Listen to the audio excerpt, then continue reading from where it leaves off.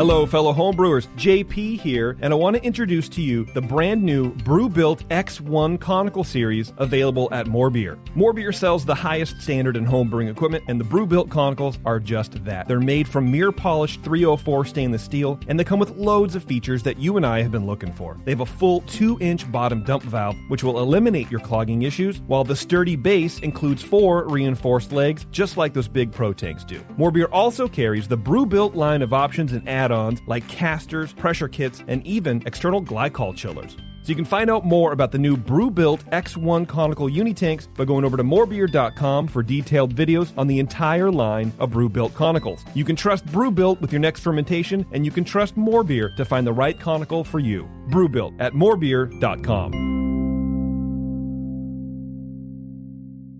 Today's Sunday session is brought to you thanks to the fine folks at More Beer. Visit them right now at morebeer.com. Feels like work. Shooting the shit for 2 hours, drinking beer and talking beer. What a wonderful experience. Can we not have the barf bucket near my mixing board?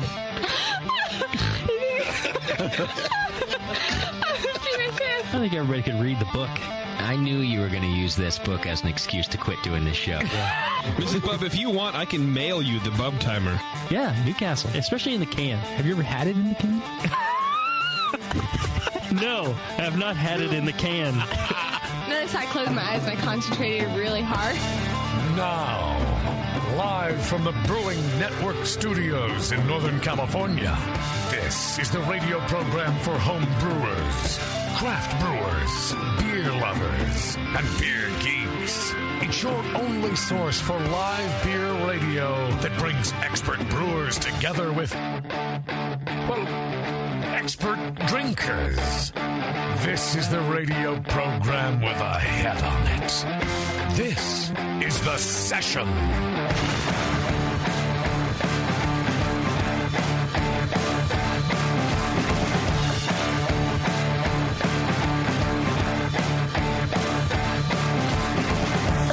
Yes, it is The Session, and we are back here on a Monday, back in the studio, talking about beer.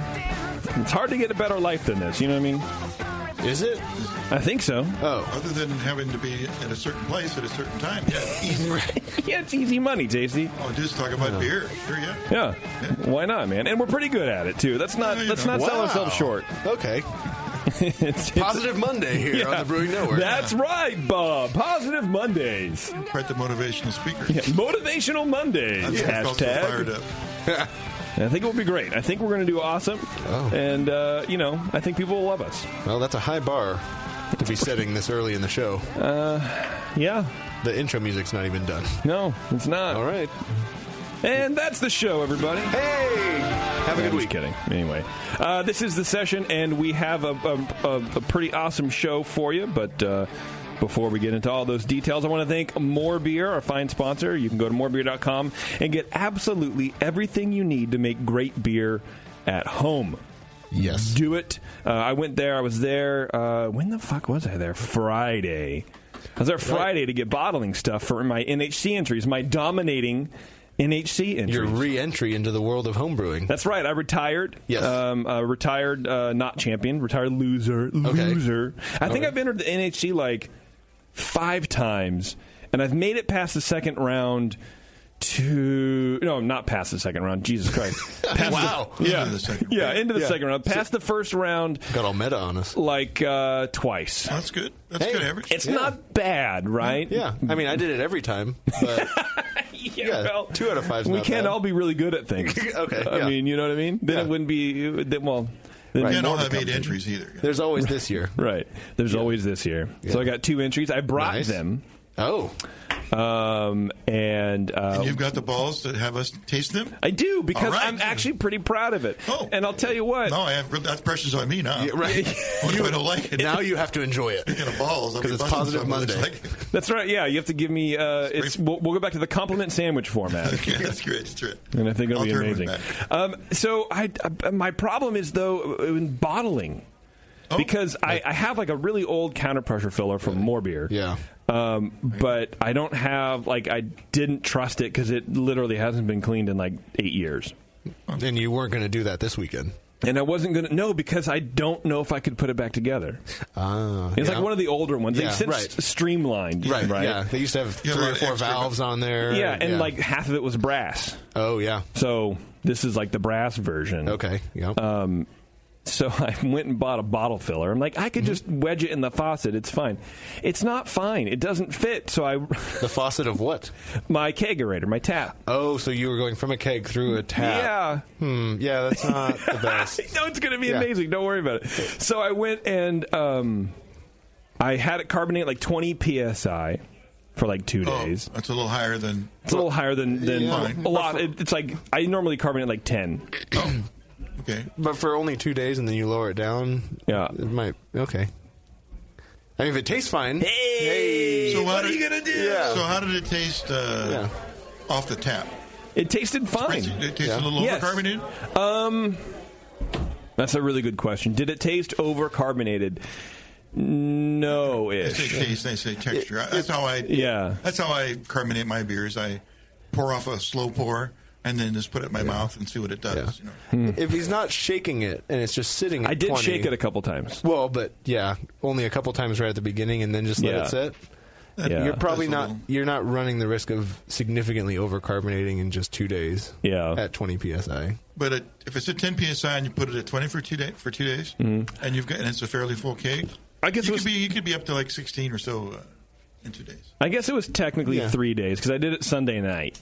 Oh, so I kegged Friday morning. It's definitely ruined. Shit. Well, no, if it didn't taste overcarbonated, right? No, I don't. You would taste it. Yeah, I don't think it's overcarbonated. It's fine. And how did it go into the bottle? Well, I mean, it foamed through the spout. It foamed a fuck ton.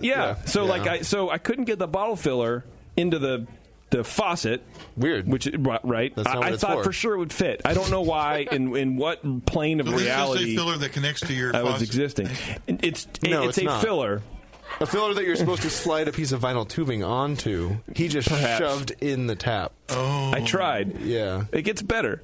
So, in order to make a seal, I took some Teflon tape. Yeah, from my toolbox. All right. And I gave that fucker about 40 turns on the thing. Yeah. Wiggled it around in the sanitizer. Give it some girth. And shoved its ass up there. And it worked. A little. Well, the first time it didn't. The first time I pulled the tap and it just shot off and beer kind of exploded everywhere. Yeah. Well, that's good. That means you had a good seal. I was worried about like if it wasn't tight. Oh, that's true. Pulling oxygen in as you. Oh fuck! I didn't think about that. Well, you tested it by blowing that thing off. I did, and then I dropped the CO2 down to like 4 or 5. And bled it a little bit. And then ran it through. So it foamed quite a bit. Right. But I had a bowl underneath to catch it. Sure. And then after I was done filling it, I poured it into a pint glass and drank it. Fine. Oh, I thought you were going to pour that bucket full into the bottle. No. I'm not that stupid. So you capped on foam. So I capped on foam. But as you were filling it, mostly foam. It was just basically into the shoulders of the bottle, maybe. And then you let it kind of rise up to the proper level. Then you stop filling. Yeah, that's fine. I think it's. Yeah. I capped on foam, and a couple times I put the cap on. I had to hold it because it was like. Oh, it's still trying to get out of there. Yeah. So. And if anything, a little overcarbonation would help in that situation because you bottling that way, you lose a bit. So it's probably going to be a little less carbonated. Yeah, I mean, don't get me wrong. I knew that what I was doing wasn't the most amazing way to bottle. But I didn't want to like any extra ones. I did. So this is some of them. I bottled an entire case. Yeah, right. You entered when you get your score sheets back. You entered under Doe's, right? Under Doe, yes. Well, it's Club of the Year for sure. Right. No, the Brewing Network or Brewing Network cometh. Oh, is that what it is? Yeah. Oh. Cometh. But yes, when I get my score sheets back, I'm going to sit and try to taste it. And I know it won't be the same beer, but it'll be relatively close, and it'll help me a little bit. But I bottled a case. I bottled half a case of the Imperial Stout, half a case of the Grodzitsky. Yeah. Perfect. And we'll see what happens. We get to have one tonight. That's great. Yeah. I always bottle a couple extra and at least taste it on judging day. Yeah. So that way theoretically you might get a somewhat representative example of what they're tasting. Yeah, and that's what I don't know when judging day is, but that's what I'm planning on doing. I shipped them off today. Warren was going to let me use his beer gun, but I was like, I kind of want to bottle these like right now because I need to ship them tomorrow. So, and I didn't want to learn how to use a new thing, even though I kind of invented my own thing that sucked. The beer gun is so easy. Well, easier than what I was cussing. I was calling myself all kinds of names. And every time I was yelling, you could hear the TV in the living room turn up a couple notches louder. Taryn was just like, I'm just going to turn this up and not worry about it. All the cats left the garage. Oh, they were pissed. Yeah. Everyone was pissed. I was pissed. I was dragging beer everywhere. It was a nightmare, dude. So when are you going to homebrew next? But tomorrow. Okay. I felt like a homebrewer again, which is kind of nice because normally I just keg it and then there you go. But I mean, somewhere not a homebrewer again. That's kind of not really what I meant, but there's some level of like homebrewing that most of us keg people don't really experience, which is bottling anymore, right? So it's the number one reason to stop homebrewing. It really is, yeah. I wonder if you surveyed people who exited the homebrewing industry. I got tired of cleaning bottles. Yeah. So I don't know. It felt good to spray beer everywhere again. Well, and now that you're moving, you're just not going to clean the garage. You're just not going to move houses. Yeah. You're going to light the thing on fire. So you're going to brew a ton of beer between now and when you move. Yeah. Well, and then we were looking at the house or like the model today or yesterday, and the gal's like, "Oh, so if you have an old fridge," I'm like, "Yeah, I have two." As a matter of fact, she's like, "You're going to want a dedicated circuit because the housing building codes are so sensitive now that like if you have a 20-year-old fridge, once it kicks on, it will trip all the breakers." Right. Yeah. And I'm like, "Really?" It's to save the environment. It's right. Yeah, so you use less electricity. Meanwhile, I get soaked for $600. Right. Well, you're not supposed to think about that. Yeah, but I think I can put them all in one outlet, right? Yeah. It's two fridges, it's just two. And just hope they never turn on at the same time. No. That's when they'll shut off. Oh, really? Yeah. Shit. Yeah. So, wait a minute. New houses. Might be a way to do that. Yeah, extension cord and run it to another circuit. Yeah, well, like all the outlets in the garage are on the same circuit or something like that. Right. Yeah, so the key would be to get that to change. Yeah. And have two. And you can't. Then you'd be fine. Well, that's what I mean. Like, you can do it, but you have to pay for it. Oh, right. Yeah. Yes. $570. Yeah. And I don't want to do that. Well, that or you maybe will have trip breakers and warm beer every now and then. Whatever. Whatever, Warren. Hey. It's your life. Yeah, it is my life. And your garage. Thank you for asking. Let's do some feedback here. Feedback today is brought to you by the Beer Law Center, our good friend John, the Beer Law Center, working hard for you to make sure that nobody rips you off. Because, look, getting ripped off is not fun. It's not fun, it's not funny, and it's not fun. Unless you're doing the ripping. Unless you're doing the ripping, and then you don't want to go up against John from the Beer Law Center. No. I'll tell you that right now. This is sent from my iPhone. He says, "Hey guys, I love the show, even though I'm an East Coaster and like East Coast IPAs." He says, "To each his own." Anyway, my wife and I are heading to California for a vacation, and I was wondering what breweries you would recommend we try. We will be in Irvine, San Diego area. Thanks in advance, and keep up the great work. Well, we don't have an East Coast brewery, so he's SOL. Yeah, so he's fucked, dude. Yeah, the beer's clear here. Let's go back. Sort of. Ish. Well, he didn't say New England style. He said it's East Coast style. East Coast, that's true. Yeah, there you go. Yeah, I mean. All right. I know there's a couple places in Irvine, or at least in that area. I forget the names. San Diego, of course, Society. Bagby Beer is kind of in that area, too. Oceanside, I think, right? Yeah. But I don't know where Irvine is, so... It's just south of Anaheim. Yeah. Oh, okay. Yeah, it's like 10 minutes south of Orange and Anaheim. Well, is that close to Torrance and where Monkish is? I don't know. I know Chapman Craft is there. Okay. Okay. In Orange. San Diego has like 8 million breweries. I think you're going to be fine. I think throw a rock in San Diego and you'll hit it. I don't know that much of the Southern California beer scene. I think the Brew Guru app would probably help. The Brew Guru app. Bev, wow, look at you. Yeah. I think Ballast Point's down there, right? I think, well, no, they're in Mexico. Oh, okay. Oh, farther south. Yeah. Okay. The Brew Guru, hey, sent from my iPhone, Beverly just brought up the Brew Guru app. It's free from the American Homebrewers Association. It delivers sage brewing knowledge and money-saving deals at breweries. So basically, you download this app, and it will give you not only articles from Zymergy, but it'll let you know what breweries are around you, dude, and if they offer a discount or not. So you can use your AHA discount. So check them out. Download the free Brew Guru app sent from my iPhone, and have a good time. Yeah, I'm sorry, dude. I don't know, but definitely go to Society. Hit those guys up because they're really ugly. Actually, there's a cool place to eat in San Diego called Sausage and Meat, I think is what it's called. Is that what it was called? Yeah. That place was awesome. It was really good. It has a great beer selection and tons of weird sausage, and their food was delicious. Yeah. We and went even there twice. Spirit selection, too. Yeah. They had a good cocktail really menu, too. Mm-hmm. Yeah. If you find a place that serves meat and liquor, go to that place. Well, and also if they differentiate between sausage and meat. Oh, right, yeah. You gotta love that. This is from Jason in Gilroy. He says, "Hey, fuckwads. I just wanted to say that Julian's interview was one of the best in the history of the BN. Shades of Peter from Alesmith back in 2006. I don't even remember 2006, so good on you, dude. I feel like Shades of Peter should be a beer from Alesmith. I think it should be. 50 Shades of Peter. He holds back nothing, and he comes off much better than those who keep secrets. In your pre-interviews, you should emphasize how important and meaningful the sharing of knowledge is. Any brewer who withholds ingredients or techniques for fear of losing a competitive edge or market share is a fucking idiot, and they look silly for it." Yeah. Also, try to remember to ask for a recipe that homebrewers can use. In your early years, you were much better about this. Yeah, you're right. I don't know what to say. I think it's just, I don't know. We used to do it a lot, and then we kind of either forgot or got shut down or both. And then it was kind of hard because the brewer doesn't have their logs with them, and they're not prepared, or it's from memory, and it just is kind of weird. So, but I think you're the first person that I know about who's asked to bring it back. So maybe we'll do that. Yeah. Maybe that would take some planning ahead of time. That really would. Thank you for all you do. I just signed up to be a recurring donor to avoid just giving a verbal tip. Oh, I get it. Like a compliment is a verbal tip. Oh. Well, thank you. I'm not down with the Gilroy lingo, Jason, but I appreciate it, man. Thank you for the nice words. Yeah. The last one is from Matt. He says, "Hi, JP, Tasty, Bevo, maybe Doc, and I guess Beardy.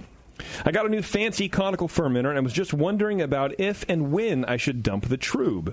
I figure it's a feature of the thingy I spent a lot of money on, so I might as well give it a try. What do you suggest? Does it even matter?" Yes, but it depends. It depends on what style of beer you're brewing. To me, I'm new to a small homebrew conical relatively, and so I was trying it very frequently. And in ales and stuff like that, if you're not doing a ton of hops, I don't think it's necessarily that important to do. Okay. I would say if you're doing something that has a lot of, like if you're going to do a lot of dry hopping or even a lot of hops in the kettle and some of that makes it through, it'd be worth doing after primary fermentation is done. And then if you're doing something where you're lagering or there's long-term storage, dumping off periodically during the storage phase is worthwhile, just to prevent autolysis and stuff like that. Okay. But you're not going to get a ton. It's real easy to punch through the bottom with an 1.5-inch valve on it with a 10-gallon amount of yeast sitting in the bottom. What do you mean punch through the bottom? Like if you just open that valve too quickly, you'll just knock out the slug that's sitting right above the valve and leave what's kind of piled up at the edges of the cone. So you want to do it gradually. Yeah, crack it very slowly. And just kind of keep an eye on the consistency of what's coming out. What do you do dumping your trube, Tasty? Same thing? Well, I treat it slowly? I do a unitank. Well, what I typically do, and it's probably it's become part of my process, actually, I don't pitch till the next day. Yeah. So the trube that would come from anything that would come from the kettle is already settled into the bottom. So before I pitch my yeast, I dump all that. Okay. Of course, that is kind of a loose, not very well formed, but you just kind of go by color. Yeah. You know, and then I make like an extra half a gallon or maybe even a gallon more of wort just for that drop. Okay, so you account for it. Oh man, I take a gallon jug down there and hook it up to the bottom of my conical and just let it go. I don't care if I do extra or not. Yeah, because my pitch is really made for the net wort that's there. Right. But after that, the one time I'll drop trube is when I go to dry hop. I'll drop dead yeast and stuff like that. Okay. But, all right. Sounds good. Yeah, I really. Of course, on lagers, I definitely have to wait overnight before I pitch because I pitch cold. Yeah. And that's when I really like the idea of doing it the most because it's cold overnight. It's like 50 degrees in the morning. It is sort of more compact and more of it there. Mm-hmm. And I'm glad to get that out of a lager because a lager has typically fewer places for the effects of croup to hide. Yeah. Okay. We need some in there for the yeast health, but that you can. Yeah. You're probably fine. Just what sticks on the sides would be plenty for that. Yeah. Okay. I guess I do the same thing. Pretty much when I use the conical, I would dump before I kegged. Yeah. I'd pull some out, cold crash it, and then, after it stopped fermenting, I would drop some of that out too. But maybe I did it too soon because I just like fucking with shit. You know what I mean? I like watching the Play-Doh kind of ooze out of the hole kind of thing. You know what I mean? And it felt cool. I felt like a brewer. Well, it's hard to do it too soon. Once your yeast is active fermentation, you have enough yeast in suspension to do the beer. You don't need anything that is on the bottom waiting to come in. Yeah. You can drop all that early on if you want. Yeah. Okay. Well, that sounds great. I hope that helped, whatever your name was. I appreciate that. Your email is very important to us. Yes, thank you very much. Today on the show, we have Mike from Full Circle Brewing up in Fresno.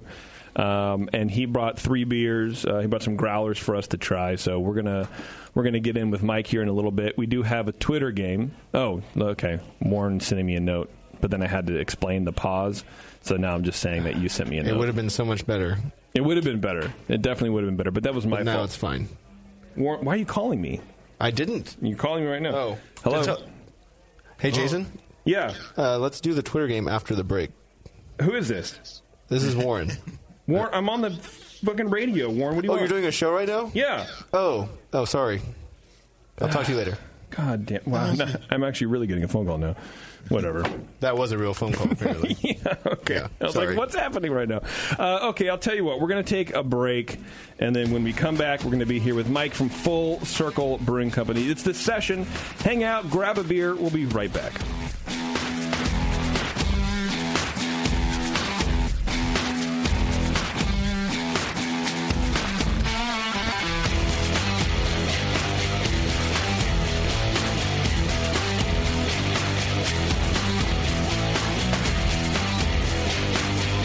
You're listening to the Brewcasters. On the Brewing Network.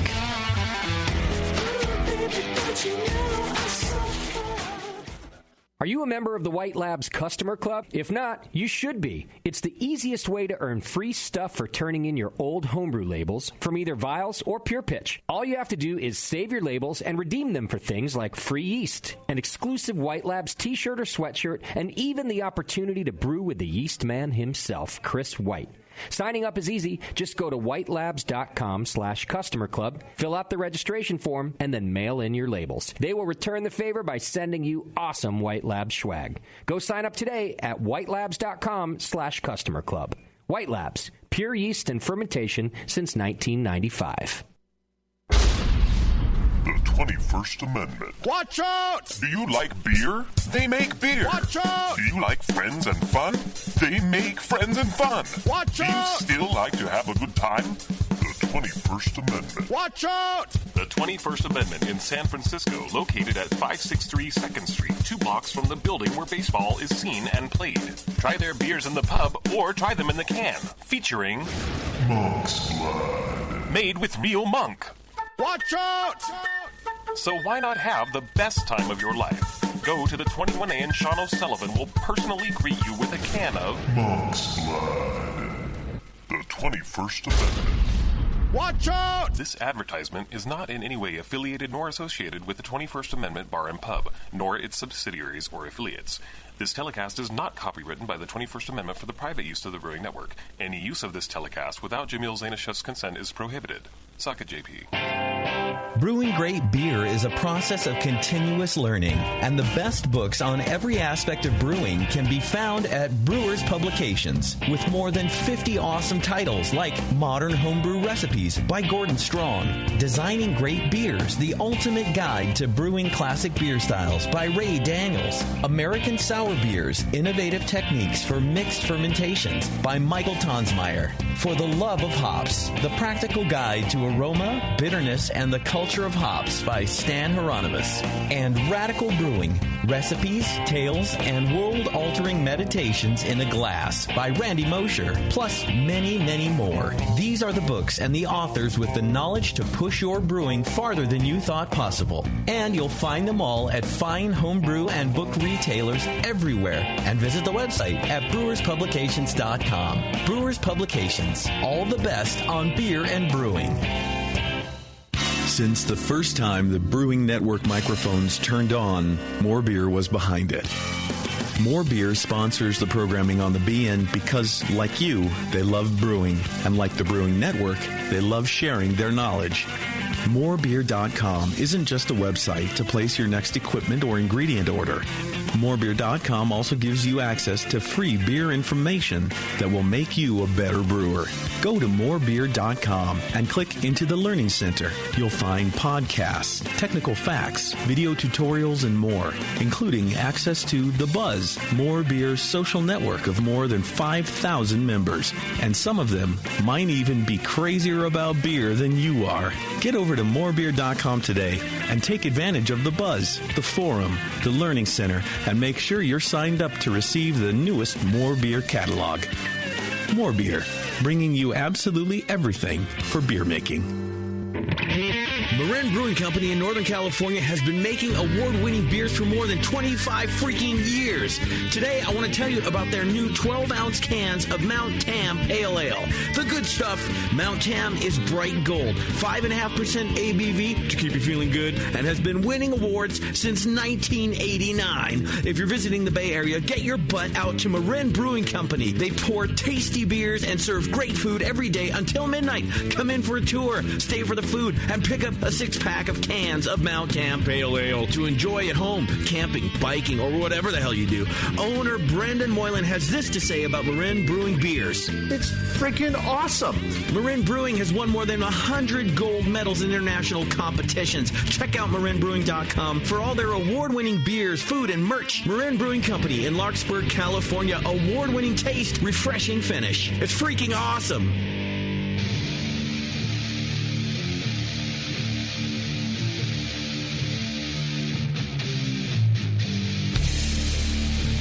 This is Corey King from Side Project Brewing, and you're listening to The Session on the Brewing Network.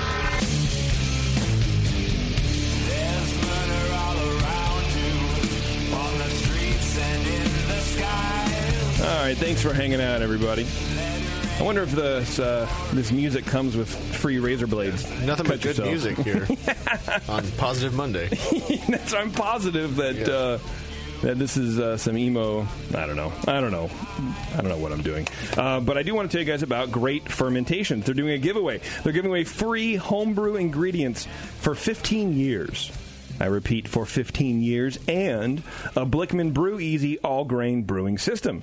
Just go to greatfermentations.com/giveaway and enter for your chance to win. It's a huge prize, over a $10,000 retail value. Compliments of Great Fermentation. The grand prize announcement will be on Saturday, June 17th. Also is in all caps, Warren. I want to let you know that. Oh, wow. All caps, so it's very important. And then? Or as the kids say, it's V important. Oh, is that what the kids say? They don't even say very anymore. It's V. V-I? V important. Vi. Beverly, what do you know about kids? Right. Also, they're doing random giveaways every 2 weeks leading up to the close of the competition. Items include conical fermenters, temperature controllers, the new Blickman Riptide brewing pump, and more. As always, you'll get top-notch customer service, same-day shipping on many items. GreatFermentations.com/giveaway. Also, be sure to like them on Facebook at GR8Fermentation. You can find them on Instagram and Twitter as well. GreatFermentations.com. Speaking of the Riptide, you should have gotten John Blickman to send you one of those things. Dude, I know. And carbonate in a loop right there. Is that what it does? I think that's what it does, right? I don't know. It's by Riptide. That's it. Oh, that might not be what I'm thinking of. I think the product you're thinking about has a name that sort of indicates that. Oh, okay. Warren, this sounds like a real what I'm thinking of is called, you should get that. Mike, have you done any radio before? Because I'm looking for a replacement for Warren, if that's all right. I've done a couple of podcasts. Before we get to Mike, let's go for the Twitter game, Warren. So I've got that figured out. Hold on a second. The Twitter game is brought to you today by our good people at the Wine and Hop Shop. Go to thewineandhopshop.com. Get some stuff. All right. So since now that the brew pub's been open for 6 months or so, I've been spending an unusual amount of time on the various review platforms like Untappd and Yelp. And I've been seeing. Why would you do that? Well, I've come to find that it's a very good source of entertainment. I've been laughing. I've gotten a lot of laughs. You can laugh. Oh yeah. I totally do not take it seriously. But I'm always running into brewers crying, and I go like, "What are you taking this so seriously for?" No, it just makes me laugh. Are you lolling? Anything. Yes, actually. Really? Yeah. Like straight up, like not laughing out loud, but lolling, which is very different. Well, like ROLF? Ruffle. Lolling. Yeah. Ruffling. Yeah. Are you ruffling? I haven't ruffled, but I've lolled. You don't strike me as a ruffler. No, especially from the bar stool that I typically sit in. I'm not going to fall on the ground that far. That's a long drop. That's a long drop. Just to make a point of how funny something is? Yeah. Oh, this is so stupid. I'm rolling. Yeah. All right, sorry, go ahead. I was wondering if the Brewing Network happened to be on Yelp, what would some of our top review highlights be? Oh, geez. That's a good one, Warren. What would a Yelp review be of the Brewing Network? Yeah, of not the bar, but the actual radio station. The podcast. Yeah, the station here. That's a good one because we have like iTunes reviews. But, we do? Yeah, but those are very different. I feel like the people who review shit on iTunes are very different people than the review shit on Yelp. They're less petty. Okay. I feel like on iTunes it's less petty. Yeah. Okay. I feel like people on Yelp are, I don't know, amateur food critics. Right. Even amateur spellers, some of them. Yeah, maybe. Yeah. So I'm curious to see what we would get on Yelp. What we get on Yelp. Okay. Yeah. I love it. Yeah, we'll find out. Will we be Zagat rated? Nobody knows. Okay, I'm sitting here with Mike Sumaya, right? I got that right. Okay. Head brewer at Full Circle Brewing in Fresno. Thanks for coming out, man. Oh, thanks for having me. Yeah, we appreciate you coming out. Fresno's kind of it's not close. It's not real far, but it's a haul, right? It's a couple close hours. enough to make it back tonight and still get to work tomorrow. Yeah, they're not going to give you like a couple hours extra, like, hey, you were out promoting. It's a long journey. You might have to stay overnight or whatever. Yeah, no, the youth don't take vacations. Hear that, Marshall? We have a guest from Fresno. Right. Yeah, Mr. Brewlosophy. Yeah, that guy, whatever. So how long have you been at this gig, man? At Full Circle, we basically the new owners, and I'm kind of part of the new lineup at Full Circle. We basically take over late July, early August. Oh, okay.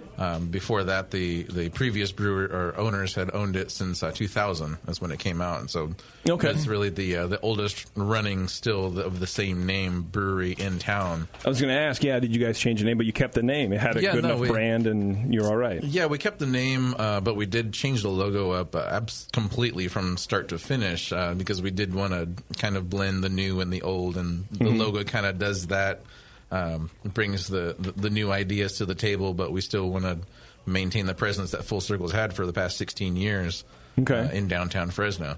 How did everybody respond to that? Did you get some kind of weird looks, or were people embracing the new changes you guys were making? Oh, overwhelmingly positive. Oh, really? Oh, yeah. Everybody was so excited because the place has kind of flown under the radar for a long while, and it was kind of just a good old boys kind of hangout. Like the people that hung out there, they knew about it, but the large part of Fresno had no idea it even existed. Really? And so to kind of take all of that and all the history that they've had for all the regulars, they're still our regulars now. They're still coming in. Oh, great! Getting their mugs filled, pretty much every day. And yeah, I feel like that's a mark of like you're hitting home with the community, is if the regulars are still coming in and they're loving it even more. It's really cool. Yeah, definitely. It's cool to have those guys, and then also see just so many new faces and so many people that tell us that they had no idea that the place even existed, or that they had been in there a few years ago, and they were like, yeah, it was all right, but now that there's new owners and new brews and everything coming out, that's completely changed what they had before. Yeah, we're getting just all kinds of positive feedback from the community, which is just great. I mean, awesome. we can't ask for anything more to have so much support from the people and have so many other breweries that are popping up at the same time in the same area and be part of that, like kind of leading the charge and making downtown Fresno a place for craft beer, kind of a craft beer destination. Yeah. Are you getting a lot of breweries opening up in Fresno now? Yeah. I mean, there's Tioga Sequoia has been there since, I believe, 2011. Okay. I said Full Circle's been there since 2000, but kind of flying under the radar, and now we're making it more public. There's House of Pendragon out of Sanger. Mm-hmm. They're opening another spot down there in downtown, just right around the corner from Tioga. Okay. There's Border Hop Brewing that's going across the street from Tioga. There's 411 Broadway, which is kind of down the street and across the street from Tioga. Jeez. And we're a quarter mile away from Tioga, so we're not that far away. And there's a friend of mine, Steven Zach, who's a home brewer that's looking to start his own place. He's looking at downtown.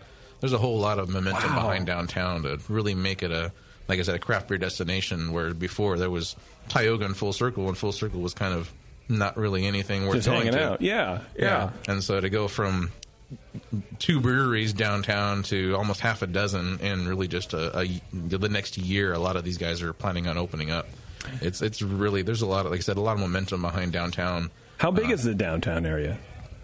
In what way? How many blocks long or whatever. You know what I mean? Like I'm trying to figure out the radius that you guys are all fitting into. They're all the breweries are going into a walking distance kind of area. Like within a mile. Of just kind of radius, I guess. That's really cool. I like hearing that for some reason. I don't know why. And downtown Fresno has been kind of struggling to find its place there's been a lot of people behind revitalizing downtown Fresno, because it's really kind of lagged behind a lot of other big cities in Fresno. And we're the 5th largest city in California, and to not have a thriving downtown to a lot of people has really been the missing part of the puzzle. Right. And to have something like craft beer to be able to kind of spark this whole revitalization of downtown, and like I said, to be on the cutting edge of that and be supportive of all the other breweries that are coming out, because places like Tioga and Pendragon have been supportive of other breweries, and it's great to follow in their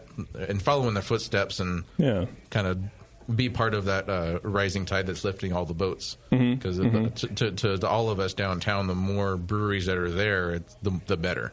Yeah, it gives so much more reason for people to stop in and do a pub crawl. Are you sure that I mean, because I don't know. If it were me, I would be insanely jealous of everybody moving in, and I would try to throw pig's blood down their fucking fermenters or something like that. Like I would put a hex on them. I wouldn't want them in my playground, but I'm not a very good sharer, so I'm an only child. So I'm amazed that you said Fresno's the 5th biggest city in California? Yeah. I would not have guessed that. Well, I wouldn't even put it in the top 10. I don't know much about Fresno. Yeah, it's kind of flyover country as far as California goes. It's drive-through country. If it's the 5th biggest, they could probably afford to have a few more than 6 breweries. Yeah, and I like look that at San Diego. Right. Yeah, I like that they're walking distance area. I mean, you guys are going to have some great beer tourism. I mean, it sounds like you probably already do, but that's only going to grow and grow. Yeah, that's the main thing is getting that beer tourism going, because that's just only going to help downtown. Well, get even better. And I saw on, I think it was Mitch Steele's Facebook page or whatever. I don't know. There was a conversation about millennials. Yeah, I name dropped. So what? I read Mitch's Facebook page also. I've dropped that name a few times. Yeah. Oh, he said he liked my beer. Nice. About bullshitting. Well, he's a big fat liar. He says he likes this radio station too, so I know he's lying. We were talking about target millennials and how targeting millennials for breweries is kind of different than it used to be for baby boomers or Gen X or whatever, because millennials are kind of. They're not brand specific anymore. They kind of embrace a few brands at a time, and so you get that kind of they jump between 3 or 4 brands. Where I think in the 90s or 2000s, maybe Tasty when well, there aren't that many options now. There's so many options. You're almost forced to. Yeah, and so you right, and every week there's a brand new brewery that you want to love, so you can't. Yeah. And I think it was easier in the early 2000s, late 90s to target people and, that's my brand. Yeah. But now you don't. With Sierra or Stone or something. Nobody says that anymore. Nobody says it. They go, I love Fieldwork and I love Gilman and I love, Sierra Nevada and I love and you don't have one person. So I think places like that, like a beer destination friggin' bullseye. Yeah. Well, you can try the two great. guys and you can go out to Tailgate at the same time. And it's okay. Yeah. You're not cheating on anybody. Yeah. I mean, maybe you are. I don't know. How did you get this gig? You were a home brewer first, right? Yeah, so I started off home brewing and doing that for really not too long, and just finding I just had a knack for it. I've always been pretty good at science and chemistry and all that stuff. And I suck at it. That's basically what beer is. As I tell people, it's organic biochemistry. And yeah. See, I'm already lost. I don't even know what that means. Yeah, it's too many syllables. Big word. Yeah, I can't do it. I say it's controlled food spoilage. Because you're adding fungus to sugary liquid. They're like, I don't want any more of this. So were you like winning awards, or did you even not go that route? People just liked your beer. Yeah, it was more of just I was in the position to, like, I want to actually do this for a living. It wasn't like some of the guys out there. They got really well-paying jobs, and to leave that to go to like not make engineers anything and shit. Yeah. I didn't really have that, and so it was kind of a bit of a freedom to be able to be like, this is really freaking cool, and I've got a pretty decent talent at it, and might as well try to get my foot in the door. And applied a lot of different places, and just happened to be in the right place, the right time, knowing the right people to get in at Riley's Brewing out in Madera. Okay. And started out as a sales rep for them, and kept bringing them my home brews, and this is the kind of stuff we need to be doing. We need to shake it up, because they hadn't really had anything new for a couple of years by the time I'd taken a sales position. Like what? What were you bringing them that they weren't doing? Pretty much anything that was out of the ordinary, because they had the English Pale Ale, they had a Blonde Ale, they had an IPA. It was just kind of the standard offerings, which 20 years ago it might have been okay to get by with that, but now that sounds like a perfect late 90s target. And so now it's like there's so many other brands out there that you have to stay relevant, and kept bringing in just anything out of the ordinary. Mostly IPAs. I'm a hophead, and so I love that.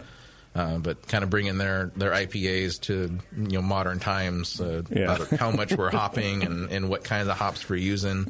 But then also just doing seasonal releases that before that at that point they hadn't really done that. They did one dark ale for fall winter seasonal, and that was pretty much it.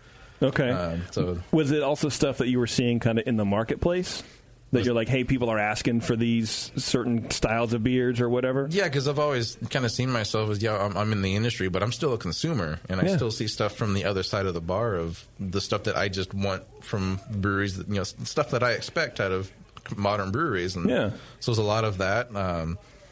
And eventually they moved me into assistant brewer in the brewery, and had somebody else do the sales, which to me was a good thing, because I only really took the sales job just to get my foot in the door. It's not my forte, but being in the back in the brewery where nobody sees me or talks to me, that's where I really shine. That's where you thrive. The brewery troll.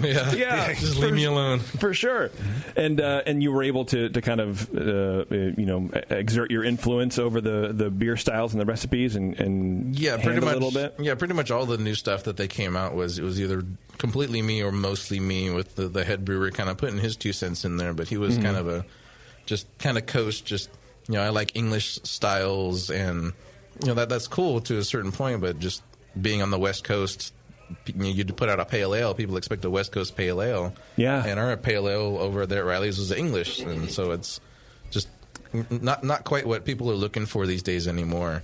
And just kept coming to them with that we need to do some new stuff. So we did we took their blonde ale and added pineapple and mango to it, and made it something completely different than whatever was before. People really loved that. Did a milk stout, an imperial stout, Irish red, lots of different stuff that previously never done. Yeah, and stuff that seems like a no-brainer to any. I mean, you go to any brewery's website, and at least one of those styles is going to probably be on the menu at some point. Yeah, at least with a seasonal or something like that. Like everybody and their mom has done an Irish red ale, right? Yeah, it wasn't even that super experimental, even though that's really where I was trying to pull them to. Is that's really where I come from.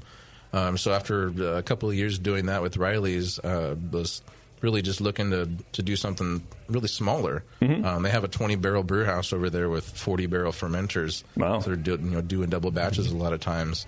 And wow, that sounds like they're still moving beers, even though they're kind of brewing these older styles. Yeah, and that's where I think a lot of that has to do with the market, because Fresno really is still kind of behind the ball on what a lot of other big metro places are. You'd think being the 5th biggest city in California, we'd be a little closer to what the market is like in San Diego or L.A. or San Francisco or Sacramento. Or they're still drinking IPAs with crystal malts, for God's sake. Yeah, there's still probably a lot of that. Good old days. But there's a really thriving craft beer scene in Fresno, and that's part of what's so exciting to be part of it. Is there's a lot of beer geeks out there that are getting their hazy IPAs from Fieldwork and from Alchemist and Treehouse and doing trades and kind of trying to win up each other on what kind of whales they can bring home. Right. We don't really get a whole hell of a lot of those things out there, and and that's where I kind of find myself now doing stuff like this Casa de Fulton IPA that we have now, and our Juicy IPA that we did when I think it was the 4th batch that we did. The kind of IPAs that I couldn't really do at Riley's, just being just a production brewery with no tap room and not being able to do those really small batch experimental things. Yeah, you wanted to put them out there to kind of be more like you were as a home brewer. Exactly. You want to do some weird shit and put it over the counter and see if people like it, or even if they don't, you got to flex your brewing muscles a little bit. Yeah, exactly. It's just taking the passion and the fun of doing it in my garage and just doing it for a living and being able to legally sell it to people. Right. Yeah, right. I mean, I traded it always. Right. If anybody's listening, always for trade. I gave them beer and then they gave me money. It's completely unrelated. Yeah. Hey, I found this 20. I'll trade it for you for the thing. So yeah, I found there's a Central Valley Craft Beer Drinkers Facebook group that there's a couple few thousand subscribers on that, and just one day I happened to see. Somebody I had never seen on that group. Like, I'm pretty familiar with the people that regularly post on there. Just also just some stranger. Hey, anybody looking for a head brewer position? Let me know. And that was the entire post. I'm like, hey, who the hell is this? That sounds like Facebook. Yeah. Yeah. It was like, so is this some new brewery I haven't heard of? Because I generally kind of pick up the chatter around what's going on. Yeah. And it just happened to be this guy who was an accountant and happened to purchase Full Circle with his accountant. Kind of partner, and that's where it got started. There is meeting up with them and seeing what they were going with, and like I said, I had no idea what brewery he was associated with, and he told me, "Oh, it was Full Circle Brewing." Yeah, I was like, "You know what you're getting into, right?" Because the full Circle, like all the guys. That? Oh yeah, I mean, I'm very much upfront with them. Yeah. I mean, to completely honest, the place has not had that best a reputation the past few years. It had a really good reputation back in the early 2000s. They switched brewers, and the quality of the beer was really hit or miss, and that was the most consistent thing that we heard, was that it was really inconsistent. And going through, before I really signed on with them, just going through the brew house and just saying, nope, this is all wrong. We're changing all of this. If I'm taking this job, we're getting new heat exchanger, we're getting new fermenters, we're getting new hoses. Oh wow! Okay. So you were just checking out the equipment. You're like, that's kind of broken. We need to update some stuff in here. I could see where their issues would come from. Okay. Just the equipment alone. You look at the welds on their DIY heat exchanger, and it's just messy as all hell. Okay. And I could see that's where your contamination is coming from the very start, and then they would just repitch on top of old contaminated yeast cakes. And oh, man. It'd just be bad beer after bad beer. That's too bad. And it was just stuff that I could see just going through, and it's what I kind of set up with the new owners, is being like, if I'm going to leave what I got going at Riley's, which, I wasn't 100% happy, but I was still happy being there. I was still making beer and having fun with it. But I did want to downsize, but I didn't want to downsize quality to I didn't want to downsize the quality and be to where it really doesn't have anything to do with me or my skills. It has to do with the equipment that's there. Yeah. And so I basically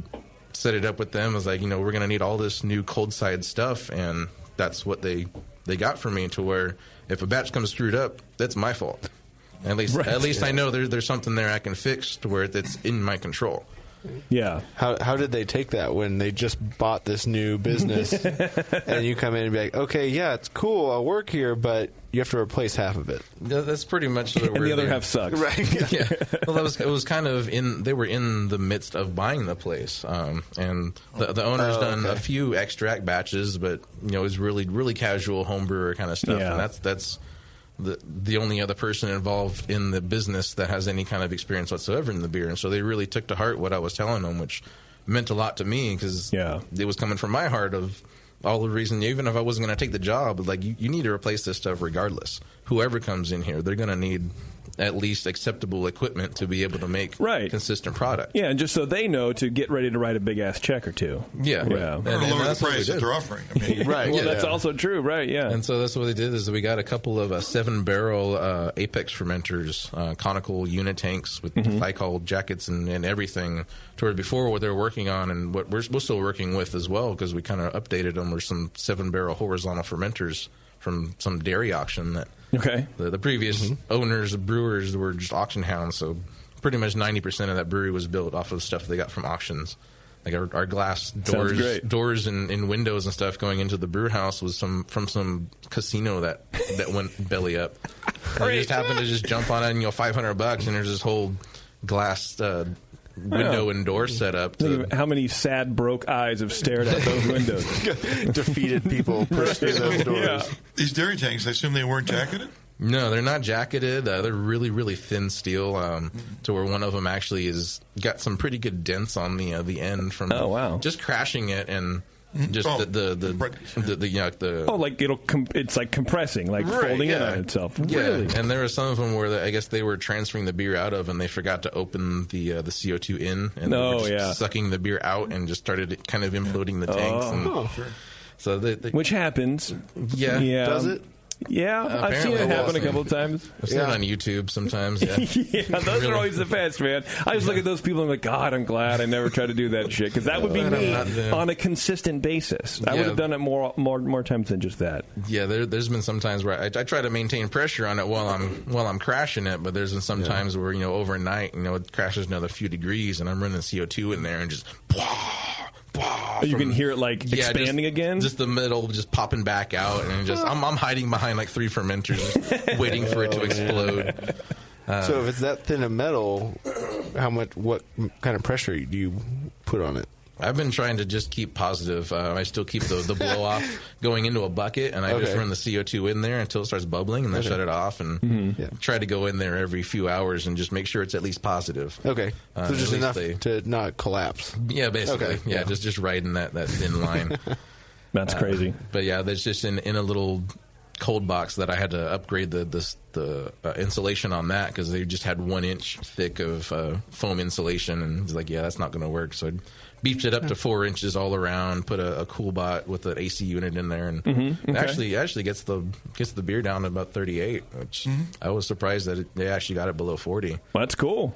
Even in a Fresno summer? Yeah, I was going to say. It has not been the summer since we've used it yet. So, I don't have much faith in the summertime that it's going to get that cold. But that's why we just got another 7-barrel and a 15-barrel conical. So now we got 3 7-barrel conicals, a 15-barrel conical, and those 2 horizontal 7-barrel fermenters. Nice. So we've got almost 50 barrels worth of fermentation space. Yeah. Just got a couple of pallets worth of kegs to have somewhere to put them in there because we only got 6 serving tanks that we feed the taps directly from. And so if all those tanks are full, I've got all these batches of beer. They got to go somewhere. So we've got another additional cold box. We've got some more kegs, and it's just almost every other week we're making some other big purchase and just keep going up and up. Great. Nice. The reception that we've had locally with the community and the amount of beer that we're selling. It's got to be good. It's all been up and up. And and I keep telling them, this is the slow part of the year. This is the slow part of the season. It's only going to get worse when it gets into summer. And I'm not sure how I'm going to be able to keep up just with how it's been so far during the cold time. Yeah. When it warms up and gets to 100 plus, typical Fresno summers. Right. There's going to be a hell of a lot more people, a lot more thirsty people in there. Well, that's a good problem to have, man. That's great. And so we got problem nonetheless. Is there any extra capacity around the area that you could maybe have, like a flagship beer, contract brewed to help you out there? I'm not sure about it immediately in Fresno. I know that Tembler is contract brewing for Tioga's Golden 99 because they can't keep up with that. So you think because of what they're doing. Sure. So I think if they're contract brewing out to Tembler, then we would have to do the same because obviously Tioga doesn't have the capacity. And well, it goes up and down. Sometimes they might because you need a smaller quantity. Right, you don't need a big batch. Yeah, talking with the owner, right now it's just in draft, in growlers, half growlers. That's about all we got right now. You don't have any distribution into taps elsewhere in the area, or we do have a sales guy, Skip, that's doing the outside sales for us to get kegs in there. But at this point, we're not packaging into cans or bottles. Right. But just talking with Arthur, the owner, this morning, he seems to have his heart set on doing cans and only cans. Yeah. And that's part of what the big thing, man. That's what I've been trying to convince him is that it's kind of the new thing. Yeah. And in the Valley, you talk to the big distributors, they say the cans really don't move. But I think a part of it has to be with Fresno is still a little bit behind the curve and hasn't really picked up on how craft beer is doing well in cans now. And so to be the first one or the only one in Fresno to do all cans, I think, is a big push towards getting people to get on that boat and realize that you can have good beer in cans now. It's not what it used to be. Right. Yeah, that is the big push. A lot of people are doing. I see every week it seems like there's someone in my news feed on Facebook posting about this new brewery with cans or whatever. Yeah, a lot of that's because of the remote canning people that are they available to you in Fresno? That's one of the things that we're looking at is doing either mobile canner, maybe doing that for a short time, and then getting our own canning system, starting pretty small, and just kind of building it up from there. One of the things that the owner was telling me is he's looking on Pro Brewer for looking for used can systems. Basically, they're selling at the same price, if not more, than a brand new system. Is that you get it right then? If you get a new system, you're looking at 16 weeks turnaround time. Yeah, but you waited years. You might as well wait 16 weeks. Yeah, but at the same time, that puts us in the end of July, early August. Yeah. That then we're rolling out cans, which is on the downside of the season, and so there's something to be said about trying to get some cans, get some packaging out when the getting's good. When the time's right, yeah. Well, that, and if you're not sure you're going to have enough beer anyway, so, I mean, you might create a problem where you actually don't have enough beer. Yeah. Well, your tap room faucet, which, of course, is criminal. Yeah, and then that's one of the things we're looking at is how to balance that out, because, I worked at Riley's before doing production brewing, but that's not working with a brew pub where we got to keep stuff on tap. And right. It's new to all of us, and we're really just kind of feeling it out and figuring it out as we go. Yeah. Which definitely leads to sometimes where we're out of our Clusterfogel, our light beer that, 80% of people coming in ask, oh, what do you got that's a light beer? And there was a time that we were out of that, but we had our Kentucky Common, which is pretty damn close to a cream ale. Yeah. Just a little bit of dark malts to it. And just trying to get people to realize that, just close your eyes, just drink it, and you realize, that is really light, easy drinker, just like the Clusterfogel is. Yeah. There's a lot of that I really enjoy is educating the people out there and bringing those people who would never have even listened to this podcast still be able to enjoy all these beers that I'm putting out that people who do listen to the podcast can also enjoy. And being able to get both of those demographics is pretty important to us because, again, we don't have this huge craft beer scene there to draw off of all the craft beer people. You have to throw the knowledge out. Yeah. Get everybody in your bucket. Speaking of things that people enjoy, the beer in front of us is my nemesis. It's a cloudy IPA. And I see in the notes that you love this beer. You love the style. Like you're for it. Yeah. You're ready for it. You're love that it. East Coast. You're all you complainers. We finally have someone. So we're drinking one. We're drinking one. I kind of bash it. Warren and I make fun of it a little bit. What do you love about the New England IPAs? Because I just don't get. For me, it's a visual thing. If I can close my eyes and drink it, I would probably really like it. But for me, it's the cloudiness, orange juice kind of thing that it doesn't agree with me. But it's the big fucking hot thing right now, and so you can't ignore the elephant in the room. But tell me why you like it so much. What turns you on about it? Really, just everything about them. Now, I've never really been a huge fan of the really bitter stuff.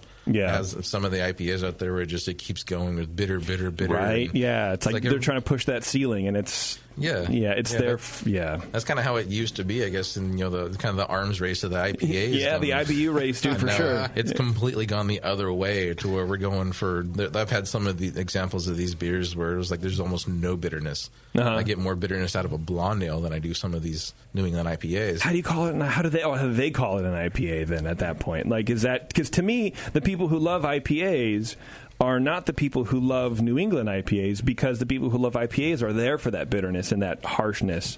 But the New England IPA people are, I guess, maybe a subset of them, like lower, that kind of like the hop. Like me, I like session beers. Anything under like 5%, I'm all about it. The hops I can take, but if it's too bitter, it's not enjoyable. Right. So I'm like in that weird beer drinking spot where I don't have many beers that I can drink, I guess, because I freeze myself out of a lot of options. Right. What I've found a lot actually being in Fresno market is we've had a lot of people, not only myself being a hop head, like I love hops.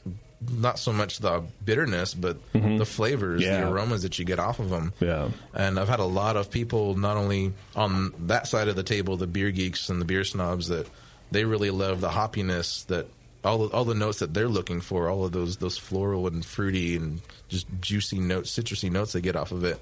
I've had a lot of people at the brew pub say, I really don't like IPAs, but I tried this one and it's so good. Yeah. And to be able to get multiple demographics that would otherwise not really settle on a style, right. To have a style that actually makes both the beer geeks and the regular kind of pedestrian beer people that happen to just come in, to be able to give something that appeals to both sides of those is to me really cool. And the main thing is I love the hell out of them, so I'm trying to brew what it is that I like. To always for have sure. on tap. Well, that's noble, but I mean, at some point, as a business, you want to. Yeah, well, luckily what I like happens to line up with what everybody else likes. So. Right. Well, that's maybe one of the things you like about it, is it does sell. Yeah. It sells, and not only it sells, it's actually gotten us out there, the juicy IPA that we've had. Like a brand leader. And mainly just because I think it did come out of left field so much, because Full Circle's not been known for anything like that, anything cutting edge. Yeah. They've been very traditional, doing an old London porter or doing a traditional cream ale, something like that. Yeah, we do some of that. But still, is to do the new styles that, again, all the beer geeks are after. Yeah. But the regular people that had never even known that Full Circle existed for the past 16 years, they come in there and they try this. They're like, wow, this is actually really good. I can really enjoy this. And to me, that then opens their palates up to go try other breweries' IPAs. I can see that. So I haven't tried it yet, but smelling it smells really, really good. Yeah, we got a lot of Simcoe, El Dorado, and Mosaic in the dry hop on this one. And it smells great. It smells like opening a hop bag. I know we kind of like overuse that analogy, but it does. It smells very. This is going to sound really dumb, but like, when it's like using whole hops and at the end, like all the kind of little crushed up little bits and whatever, that's what it smells like particulate, right? Not just like a whole flower. There's more to it. If that makes sense. Yeah, a little bit. Yeah. This is the cloudiest beer I've ever had that doesn't have the word Hefe in it. Right. Mm-hmm. And I'm a little nervous. Like I've had some of the West Coast NE IPAs before. But like from field work where they're cloudy, I wouldn't never call them hazy or what I mean. They downright like murky. Opaque, yeah. Right. Bev, what camera is on? Right. We need proof of this. Is it mine? We just need to turn around and look. It's mine. Look at that. I mean, look at that fucking beer. It's opaque. So we use a lot of. So what causes that haze? I'm not entirely 100% sure, but what I've been doing on. I'm going to drink it. Protein, polyphenols, or yeast. So this one, Casa de Fulton Street, I made a little more, I guess, closer to New England, what kind of expecting, in that I used oats and wheat, quite a bit more than I use in Juicy. So you're up in the protein. Also use the Vermont yeast. On this one, I used the higher chloride to sulfate ratio, whereas on the other one the first one we made, a Juicy, which is one that really made a splash for us. I used some wheat, maybe like 10% wheat, but not that much. I used some Munich in there, a little bit of honey malt. Still used the Vermont yeast, but the Juicy IPA still had my about 175 or so sulfate to about 50 chloride. So it was kind of splitting the difference because I knew that the people, the drinking public in Fresno, they haven't had the real soft, pillowy New England IPAs. Right. And that's what your additions were doing, is trying to soften that water? Well, on this one, now they do. On this one, I definitely tried to make it different from Juicy in that it's very much a softer water profile. Okay. And then also, like I said, using the malted oats and the white wheat malt in there. So what I'm kind of leaning towards, what's causing all the haziness, is the Vermont yeast, of course. It likes to kind of stay in solution pretty much forever, as far as I can tell. I've only gone like 4 or 5 weeks on a batch that it didn't clear all the way down to the end in the serving tank. Are you saying that's yeast in suspension, or is that just the polyphenols that are left over from the? It's probably a combination. It's just that. Well, like when your beer, like this beer, when it's so you go into the pub in the morning and you pull the first pint. Is it cloudier than the 10th pint? It actually looks pretty damn consistent. Well, then it's not yeast. It's because polyphenols will stay stratified in solution. Yeast will drop out. It's probably more of that. Well, that's a success as far as I'm concerned. How do you get the polyphenols? Well, that's if you listen to Marshall Schott. I can call it. He can come up. He can tell us again about this process. But basically, this dry hopping and during active fermentation is where it creates this permanent bond with the polyphenols from the hops. That's kind of what I'm thinking, is because I've done the same thing on our Killwood IPA, which I use Cal Ale equivalent yeast on there, and I dry hopped it before fermentation was fully done, and it cleared up a little bit compared to the ones I've used Vermont on, but it's still they've never gone fully clear even after 4, 5, 6 weeks in the serving tank. Have you ever tried not doing the hopping schedule, but using this yeast and see how hazy it stays? I've done that only on the most recent batch. I did a wheat ale that I'm just about to add some Oregon fruit, peach and mango puree to. Okay. I used the Vermont yeast because I was going for that fruitiness, and it's also supposed to be hazy anyway, so it's very lightly. Besides yeast. Besides hops. But that one I'm not dry hopping, so it'll be interesting to see how it comes out. But of course, the pectin from the fruit's going to completely screw that experiment up. Yeah, right. But still, I look at it now, and it's hazy. It's not nearly like before I dry hop these IPAs. It's definitely not nearly as hazy. But I do dry hop it with just about 3 pounds per barrel. And I usually try to shoot for about a degree Plato before fermentation when I'm throwing that in. Some of them on the Juicy, I'll throw in half of the hops on one day and kind of blow off the extra CO2 that's in solution. And then the next day I'll throw the rest of the dry hops in the second half, and I'll close the blow off. So that way all of the CO2 that comes out of solution from that actually stays in that tank. And any volatiles that might have been blown out stay in the tank.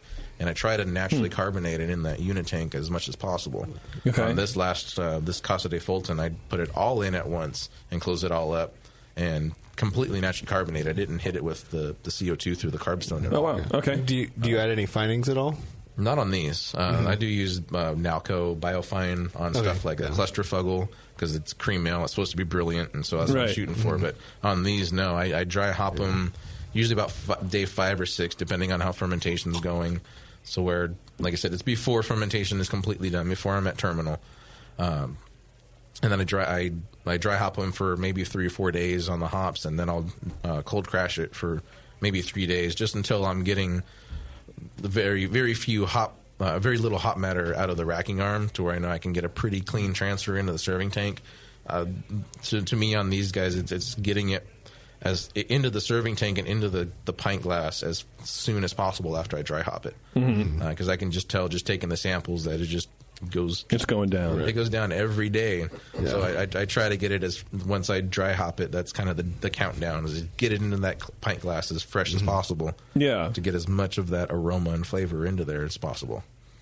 Yeah, because a lot of the quote good haze is because there's a lot, if you believe in that sort of thing, is they're adding a lot of those adjuncts, oats and wheat, to have a huge amount of free protein floating around. Yeah. And then you add the polyphenols from the hops, and a easy way to get haze in beer is have a lot of protein and a lot of polyphenols. Those two combine to make haze.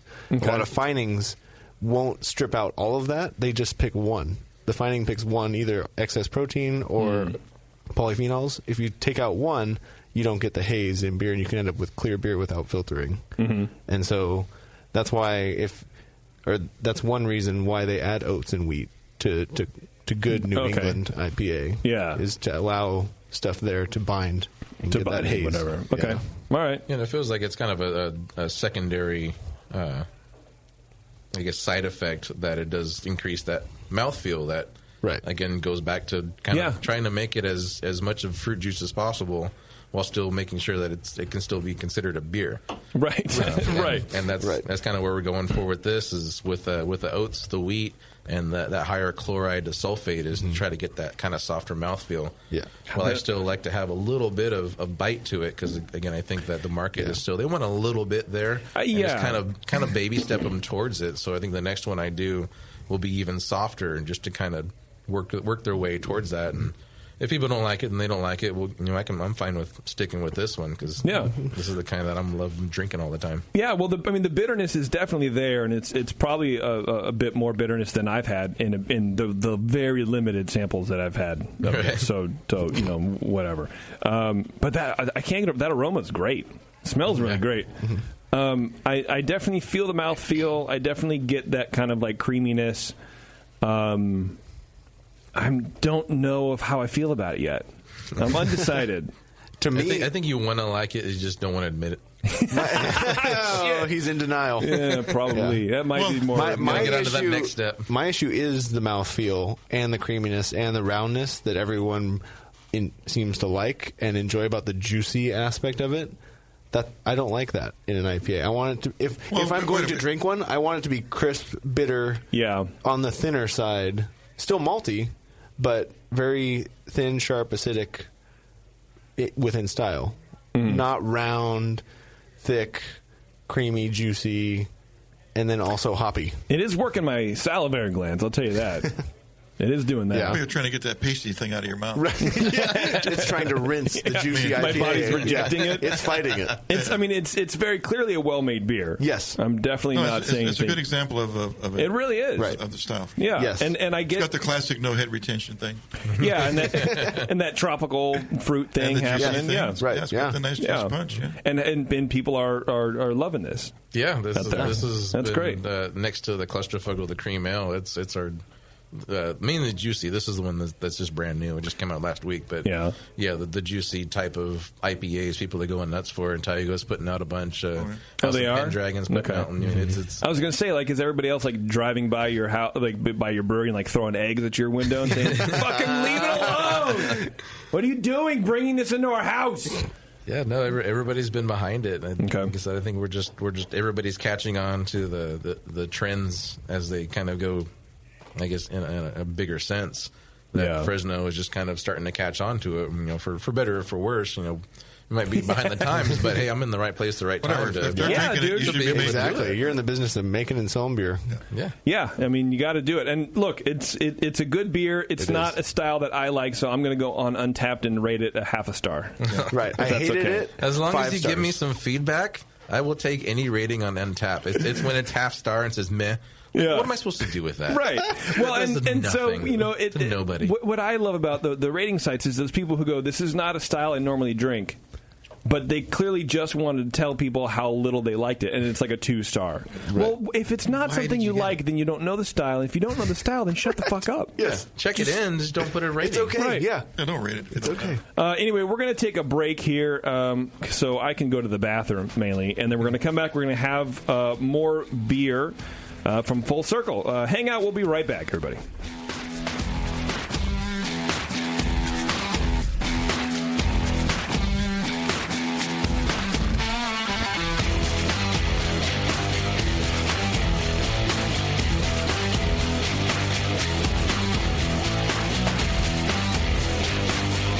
You're listening to the Brewcasters. On the Brewing Network.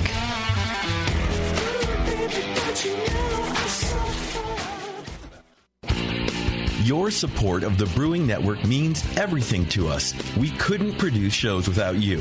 And we love giving you something extra for that support, like Brew Your Own magazine. You already know it's a great brewing magazine full of recipes, equipment how-tos, discussions of beer styles, and brewing techniques. Whether you're new to brewing and just starting out or you're an old pro, you'll always learn something from the articles in Brew Your Own. Plus, there are amazing special issues like plans for building a Brutus 10 system, 250 classic clone recipes, and the Homebrewer's Answer Book. Brew Your Own magazine and BYO.com are awesome resources for any brewer. Whether for yourself or as a gift, when you subscribe or resubscribe from the Brewing Network homepage, you directly support programs like this. Get a great magazine and support the Brewing Network. Subscribe to Brew Your Own right from thebrewingnetwork.com. Do you know the 3 most important rules in brewing? Sanitation, sanitation, and sanitation. And no one does it better than 5-Star Chemicals. 5-Star knows sanitation. You can only sanitize clean equipment. And 5-Star knows how to clean, too. For craft brewers and home brewers, 5-Star has what you need to keep your fermenters, serving tanks, kegs, and draft lines sparkling and free of any beer-spoiling bacteria. PBW, caustic, acid cleaners, Star Sand, SaniClean, lubricants and defoamers, pH stabilizers, and more. 5-Star Chemicals has cleaning supplies, safety supplies, heat exchangers, pumps, hoses, and valves. And 5-Star is proud to offer eco-friendly products that exceed customer expectations. If you have a cleaning problem, you need the 5-Star solution. Visit 5starchemicals.com or call 800-782-7019. 800-782-7019 and get the 5-Star treatment today. Are you looking for a simple brewing system that's great for all grain brewing, but everything on the market seems to be full of compromises? Blickman Engineering has the answer. The Blickman Brew Easy All Grain Brewing System. The Brew Easy is a complete system with easy upgrades and a beautiful compact design, perfect for any size brewing location. At its core, the Brew Easy is built on 2 gorgeous Blickman Boilermaker brew kettles, a high-temperature March pump, and either a top-tier gas burner or the new Boil Coil electric heater. The Brew Easy adapter lid allows the pots to stack on top of each other, forming an efficient, strong, and compact brewing setup that comes in 5, 10, and 20-gallon batch sizes. Upgrade your Brew Easy system with full automated control by adding a Blickman Tower of Power temp controller, and make moving around easy with the Blickman Kettle Cart. The Brew Easy is modular. If you already own a Boilermaker kettle, you can build your Brew Easy by purchasing just the modules you need. The new Brew Easy all-grain brewing system. See it today at BlickmanEngineering.com and brew with Blickman quality on your new Brew Easy. If you work in retail sales, the restaurant industry, or are a new craft beer enthusiast, or you know someone who is, you have got to check out Beer 101.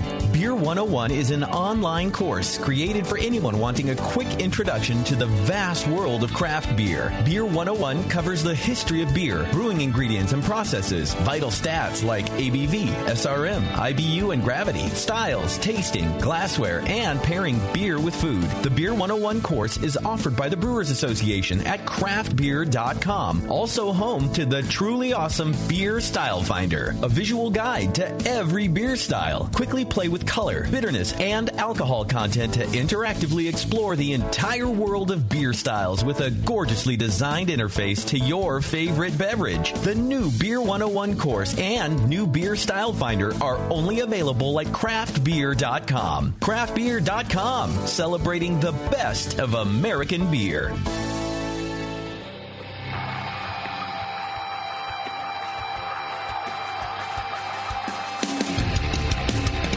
what's up? This is Blake from Creature Comforts. You're listening to The Session on the Brewing Network.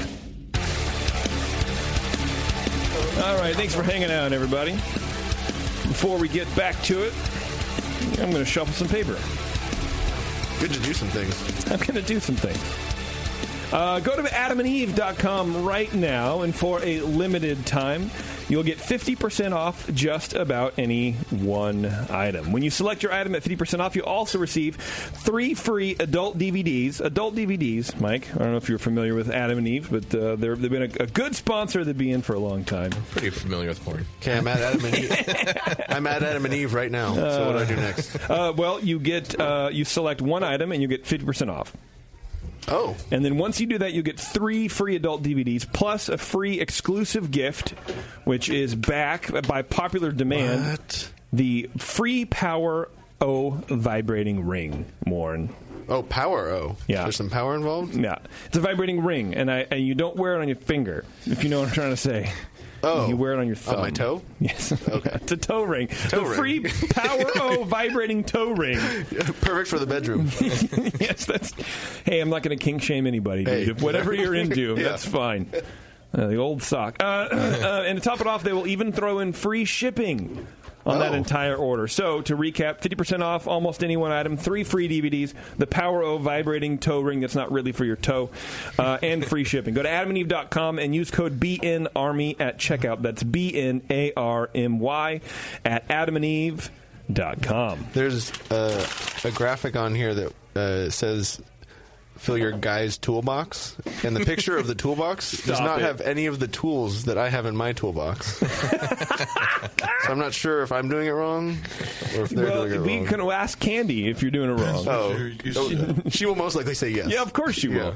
What's in? Well, what kind of tools are in there? Face washer. It's the stuff Bevo was putting on her lips to make them burn. What are we talking about now? Hold on. Gulf War syndrome or what? It's like a clairsonic. Oh, this thing? Yeah. Oh, I don't think that's what it's for. I don't think that's what they're going for. Yeah. Yeah. Ask Sam. Yeah. It's for the... there's so many things I could say, but I don't want to because... yeah. There are things here. Like what? I don't have any in my toolbox. Do they have names? Like, do you have names for them? Have you even seen them before? Can you see them now? I recognize them. But you don't know what they're called? They sound like things we've described. Like the jackhammer or a Sydney or something? Well, there's a pump, some sort of pump. Some sort of pump. I'm not sure. Okay. The penis pump, probably. Okay. Well, there's, women have a pump too. They can have it, yeah. They have a little penis, actually. Yeah. Various gasket-looking things. It's all about equality. If they can have it, we can have it too. There's some sort of pink flashlight on here. Flashlight. Fuck you, Tasty. So you guys know what these tools are? I know the anatomy parts. Oh, okay. Show me the tools, I'll tell you what to do. That should be your NHC fucking talk. Okay. Yeah, there's a lot of... Sponsored by adamandeve.com. There's 1,000 dudes sitting there, why not, right? Yeah, there's a lot of ball bearings on a string. After you're done, they'll like applaud for you. And then you'll be like, okay, thank you very much, you got to leave. And no one will stand up. They can't. Like, I can't even. Don't worry, you have 5 Stand minutes. up in a few minutes. Yeah. It's 10 minutes sustained sitting ovation. Okay, I'm going to slide the NEIPA over, and I'm going to take up this dark beer. What are we drinking here, Mike? This is our Chinatown Undergrounds, which is our underground Chinatown Imperial Stout made with Lana cold brew coffee. Okay, is that a local thing or what? Yeah, Chinatown is basically where our brewery is at. It's maybe a block or two kind of northwest of us. And back in the early 1900s, when a lot of Chinese immigrants were coming into the area, that's where they would all kind of group up, was in Chinatown. And they actually had these tunnels that were going underneath all of these businesses that were all kind of linked together. And that's kind of cool. Yeah, back in the day, they would use that to basically escape from when the cops would come around to bust their opium dens or whatever stuff that they were doing, because they were just kind of being their own little area. Right. But it's really, really fascinating, all the history that's just of that area just in the past 100 years. There's some tours that they'll do down there. You go down there, and there's a certain part where they're like, okay, everybody turn off all your flashlights and everything, and it's just absolutely pitch black. Yeah. And it's just really cool, the history of the area that a lot of people, again, have no idea that even exists there. Yeah. You should age some of this down there. Yeah, that'd be kind of interesting. I really wish that the tunnels went all the way down to our place to where we had an access to there, because, that would be pretty sweet. Yeah. But so we made our underground Chinatown as our base Imperial Stout, and then Lana Coffee Company is, again, maybe 3 blocks away from us. They're kind of between us and Tioga. Yeah. We went to them saying that we want to do some kind of coffee beer, and we've got an upcoming Imperial Stout, and wanted to kind of mix it with what you've got going on. And so we've got some cold brew concentrate from them that we just added straight to the finished carbonated beer. I basically had it all in a serving tank, and oh wow, I transferred into one of the other clean serving tanks, the coffee, and then transferred the half of our Imperial Stout batch on top of that, mixed it up, and kegged that out, so that way it's all pretty consistent. So they make concentrate. They make does that mean concentrate. they make strong coffee, or they actually make coffee and then reduced it? They make basically a concentrated cold brew, and then they akin to proofing it down, kind of water it down for their, because they sell cold brew. At Tioga and at local they water stores. it down at delivery time. Right? Yeah, they kind of water it down. So they make it reconcentrated and then kind of water it down. So we took the stuff that was concentrated, so that way we wouldn't water down the beer so much. But it's or you still, can make a bigger beer and then kind of plan for the watering down. Yeah, and so we basically just took the finished product beer and got some of the cold brew concentrate and mixed them together in different ratios, and we kind of settled on like about a 5-to-1 beer to coffee. Really good. Like the coffee. Mix it up. It's fucking great. It's there. It's a nice clean. coffee character. It's really, have that really chili character good. thing going. Yeah, and it blend. It's like it's the coffee, and it kind of blends into the kind of acrid malts of the dark beer, and then kind of mellows out into that malt. It's very flowy. If that makes sense. Yeah, and that's why the owner wanted to make a full batch and just do straight coffee from the start. I was like, well, let's figure out how the beer's going to be to start, because I didn't really have a basis to go off of. I'd made an Imperial Stout at Riley's, but I'm not going to make the same recipe, so I'm going to make a different recipe. And I want to know how the base beer came out, so that way I could take that to the Lana cold brew guy or a coffee guy and say, this is what we got. Let's get something that's going to complement it rather than try to cram it in there. Yeah, and so what do they? So then they would look at the blends and maybe roast times and temperatures and try to coax something, like pick a bean or region and bring something out of that bean that would match well with your beer. So it's not just like, oh yeah, here's our normal house blend or whatever, and just do whatever you want and basically go away. Yeah, I explained it to him that we got this Imperial Stout that's got a decent amount of roast to it, so I don't want to go super duper roasty and turn off a whole lot of people. I wanted to get a cast a broad net, I guess. Yeah. So where did he go with it? He gave us all of his coffee beans come from Thailand. He sources them all from Thailand.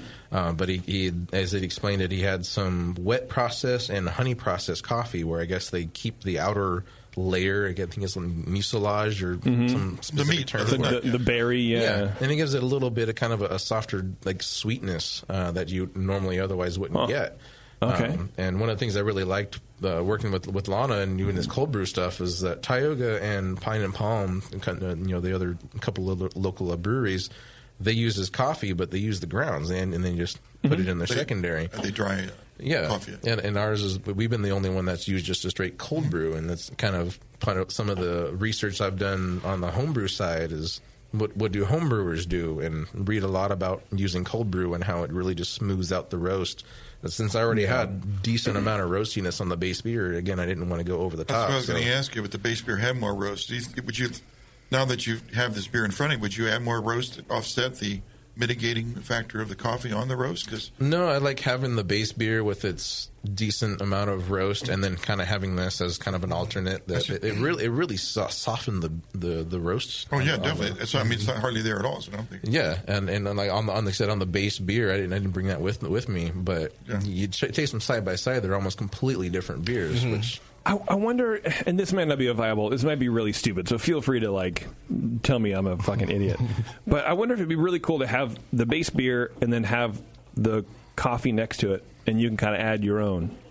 Yeah, mix at the table? Yeah. It's to your own liking or whatever. Sure. Yeah, we could do that. It's just, again, the cold brew that he puts out for sale is basically watered down. Yeah, so you use the concentrate. Do that. So if we can get the concentrate and let you dose it in there. Yeah, I don't know. It might be you can ask for the beer with a double shot, or I don't know. But then you're relying on the person to know what they're doing. Yeah, but if they go too far, are they going to blame you for it? Sure. Well, yeah. Then comes the half-star untapped. Right, and you guys are thinking of it as the producer. I'm thinking of it as a consumer. Like for me, it'd be a lot of fun. Yeah. But I'm really smart and I know what I'm doing. So there's that. The level of handsome that's required to mix your own coffee fucking high, stout, dude. It's pretty high. Yeah, it's really high. I really like this. Yeah. That's very good. And I do appreciate a little bit of the watering down. I mean, I'm sure that the base beer is very tasty on its own, but I was wondering how you add it. Especially, I'm imagining a Fresno summer when it's 100 degrees outside. A Russian Imperial Stout is not going to be my go-to. But you add the coffee. Don't drink outside in that weather. Oh, really? I gotta stay inside. Oh, okay. Yeah, I wouldn't go outside. Anyway, adding the coffee would help, and watering it down a little bit in the hot summer night. I might think about it for sure, and especially with the awesome coffee flavors going on here. Could you see this beer on ice? Yes. Oh yeah, I could too. Yeah. I tell you, the first coffee beer, maybe it wasn't the first, but it was one of the better coffee beers I had ever had, was Red Hook Double Espresso Stout. Or it was like an Imperial Stout, and they did like a double batch of coffee and added it in. And every time we'd done this on the show for umpteen years, and anybody I ever talked to at the homebrew shop always go, oh yeah, I put the grounds right in, or I put the beans right in.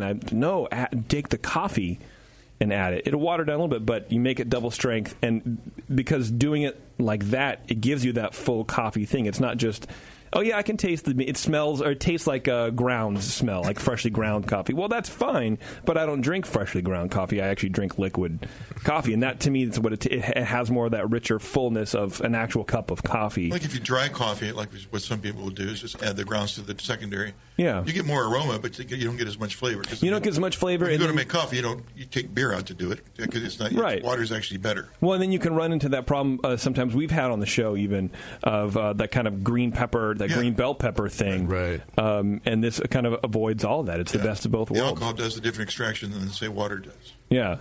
That's really good. Yeah, that's part of what I was shooting for using the cold brew, is that whole kind of homebrew mentality that doing it cold brew, it just smooths out any of that acrid roastiness that you would otherwise get. Because like I said, we already had enough roastiness. I didn't need any more roastiness. So no, not at all. Something that rolls real smooth, and it was just a perfect complement to the base beer. Yeah, it's high roast, but it's not overly. Yeah, it's I would say it's actually right at that, right there, the sweet spot. Yeah, I would never go higher than that. It's kind of it's great. What's the ABV of this beer? Well, it started out 8.8, and from what I calculated, adding in basically diluting it 5 parts to 1 brings it down to about 8%. Sure hides all that. Yeah. It does not. I actually taste like that. I have actually been more of a fan of the coffee one than even the base one, because it just seems to just smooth it out, and I'm sure that base beer after 6 months, a year of sitting in the kegs will smooth out, but just basically diluting it with cold brew concentrate kind of accelerated that, and then gave it all of those awesome coffee notes that Tioga had done their rush hour coffee beer with Valparaiso, Slow Train, and Lana. And those are all 3 coffee local roasters. Yeah. Okay. And how many businesses do you have that have the same? Fresno is the 5th biggest town in California. I don't believe it. I don't know if you knew that. You have 3 coffee roasters.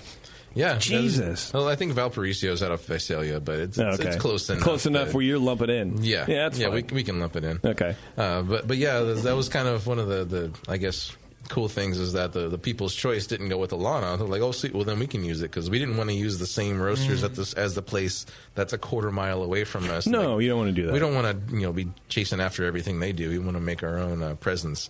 Yeah. So a lot of the feedback that I heard off of the rush hour with Lana, some would say that. I'm going to have to send that off to a Slack, and that's going to have to be the next beer name. There you go.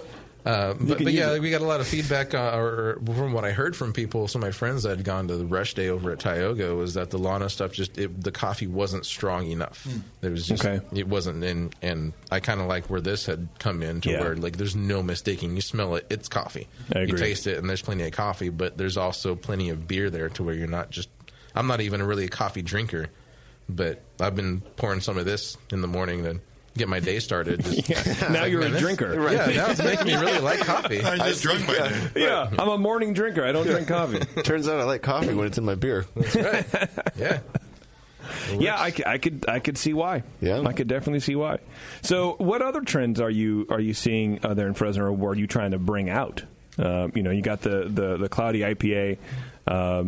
You're adding some fruit to your beers. Are you doing any sours or anything like that? Or are you letting other people deal with that shit? I do want to try that. It's just I'm real kind of paranoid of putting out anything that's not kind of controlled in that way. Because again, that's what Full Circle was kind of known for before, was they put out a beer that was really sour and funky, and it wasn't supposed to be, and they would just be like, "Oh, what's a sour mash?" And yeah, no, you didn't sour the mash; you just soured afterwards. Yeah, and so we do have to make sure that we're not putting out anything subpar in quality. And so I'm really nervous about doing anything full fermented sour. Mm-hmm. But Dionysus down in Bakersfield, they've come up into Fresno. I met with one of the brewers at one point, and he's explaining how they do their sours right in the same equipment that all the rest of their stuff is. Mm-hmm. And they're fine. They're like, well, we've thrown out a couple of batches. I'm like, well, that's a couple of $1,000s. Yeah, like, that's, right. I'm still not able to just kind of brush that off. Maybe the more you do it, the easier it gets. The more you do, the better it is to swallow. Throwing down $1,000 worth of ingredients. $1,000 here, $1,000 there. Pretty soon, hey, it's under $10,000. Yeah, you're like, whatever, it's fine. Yeah. But I do want to try doing a kettle sours because it's a little more controlled. I'm very much a control freak when it comes to the brewery, and and you can test the concept on your drinkers too and see what they think about. But there are some, like there's 411 Broadway Brewing that's going down again another quarter mile away from the brewery, that they're going to focus on sours and distilling. Oh wow! Okay. So I can dig sours. To me, I'm much more of a hophead than sours. But I do like some of the tart ones. Again, like some of the Ghostas and Berliners, and being able to do a Berliner and then have some different fruits to flavor them like they do, over in Europe, and that's something that right now nobody in Fresno is doing. So that sounds like perfect for the summer, man. Yeah, absolutely. So get on that. Yeah, there you go. I just got to make sure my kettle can maintain the temperature, because I've not had to deal with that up to this point, so it's another experiment to play around with. In summer, that will be the temperature of the air. Yeah, you don't need a hot kettle. Cool it down overnight. Right. Yeah, you just let it set at Fresno temperature. It's over 110. It's midnight. I better cool this stuff down. Yeah, right. Yeah, I could see where people. Oh, sorry. Go ahead, Tim. That's right. I was just wondering. I stand a lot of guys that put the liquid into back into the mash tun because it's not vented. Because the idea is to keep you don't want any oxygen getting in there overnight. Yeah, I got to make sure I can seal my boil kettle up and also maintain the temperature. Which luckily my whole cobbled together DIY system that I kind of inherited from these guys, it actually has a thermal well in the boil kettle, so I can just throw a thermometer or temperature probe in there and be able to read it. It's just I'm going to have to be there basically over the 24, 48 hours just to babysit that. And you just strike up your direct fire or it's steam, but it's not a jacket. It's like a little coil that runs through the center of the boil kettle. Oh, I see. And so like I said, it's very much cobbled together. I don't even know what that kettle was used for before, but I'm pretty sure it wasn't beer, because I have to mix it constantly to get a full rolling boil on it, because the coil comes in somewhere in the middle and then coils down, which means it's heating basically from the middle up. So the stuff at the bottom doesn't even get heated. So it's not even a calandria. You don't actually have a shroud that actually creates convection? Nothing like that, no. Well, what about my idea of putting the whole thing back into and clean out the mash tun, put it in there, and then just do a rims thing where you run it back through a coil you put into the kettle on a thermostat? Yeah, it probably would work. I would just need that equipment. Yeah. And just right now we don't have that. But right now, buy a radiator at the junkyard from a car. I'm sure it's fine. There's plenty of those right down Golden State. Yeah, piggy, Yeah, maybe we'll have to try something like that. Or you're in Fresno. I mean, come on, that's all. There's radiators everywhere. Yeah. It's not like Tasty has to drink the beer. Fucking radiator. Yeah, put in a radiator. That'd be great. It's just a little bit green. It's all right. One in each vessel. Yeah, I would have loved it if that was like the exit brewers notes. Like, plans for future. Radiator contraption. That'd be amazing. DIY Take it back to next week. Want my money back. Single use. Yeah, no, I'm going to have to just basically sit there and babysit and see how, because the boil kettle does have some insulation on it, but the overnight, like I've preheated the water up to just about boiling, so it goes 211, and then I come in the next morning, it's like 140. Oh, wow. So that was a lot of heat loss, so I'm going to have to sit there and tinker with the steam valves. And when are you getting new equipment? You got to talk to your bosses about that. Yeah, we're trying to make what we've got there work for as long as we can, and basically just put in some fermenters and max out that 7-barrel system as much as we can before we're looking at either upgrading that spot there or just putting in a separate brew facility somewhere else where we've got a 15 or a 20-barrel, something that's double size, a little upgraded in size. Yeah. they've talked about, you can be the head brewer over there. Like, I don't want to go over there. I want to do the small stuff. Yeah. Like, Right. I just want to keep playing around. Be the design studio. Yeah, you be the R&D. Here's how you get around the Berliner Weiss thing. Do a fucking collaboration with someone else. Make them use all their crap. Or just... That's how you do it. Sour it in the fermenter. Or you can sour it in the fermenter. Or I can do it and just piss everybody off and just dose acid straight into it when it's done. You can do that. Completely skip it all. I think it'd be great. You're a 7-barrel? 7-barrel brew house. Brew house, yeah. Just anecdotally. Yeah. Antidotally. Antidotally.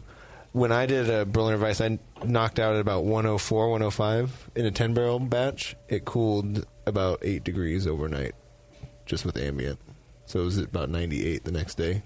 So that's all you lose. That's still pretty close to the range, right? The lacto will still be happy at 98. Yeah. Yeah, so I'll have to test it out with some just straight water and just see what I get off of it. And hopefully it's something that I can just set it and then come in the next day and deal with it rather than having to live there for 2 days. Right. I pretty much already live there anyways, but the fiance isn't happy with all of that. So. I can imagine not, man. Yeah, the first sour mash at Heretic took about almost 3. Oh, wow. In order to get the pH down low enough. 3 days? Yeah. Yeah. It was a while. That sounds terrible. Yeah. We got a Saturday brew out of it. That was fun. Yeah. That sounds fun. Totally intentional. Yeah, it sounds great. Yeah.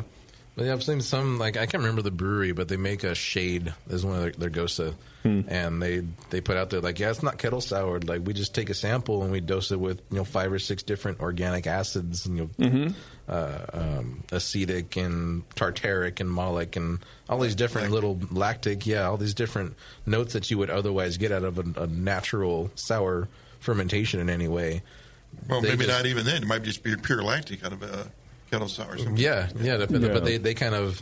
They want to avoid the one note, and so they do those other kind of acids and like that. That's I did similar with Riley's, the pineapple mango Sancho, their blonde ale. When I first was doing some test batches with that, and I kept getting feedback that it needs more bitterness or it needs more tartness. It needs something to balance it out because it was just too sweet. And it kind of light bulb kind of clicked. I was like, well, yeah, you taste any fruit. Like, yeah, you got sweet, but you've always got tart. Yeah. You've got some kind of acidity to balance it out. Yeah. And on that one, I just added some citric acid to taste, basically on the big batch that kind of scaled it up from the small batch. And that little bit of acidity was just exactly what we needed for people to really enjoy it. So, like, they said a lot of it is kind of just screw you to all the fundamentalists. It's like, I'm going to do whatever I want to do to make a good product in the end, and if they don't like it, but everybody else does, well, then that's fine. Screw them.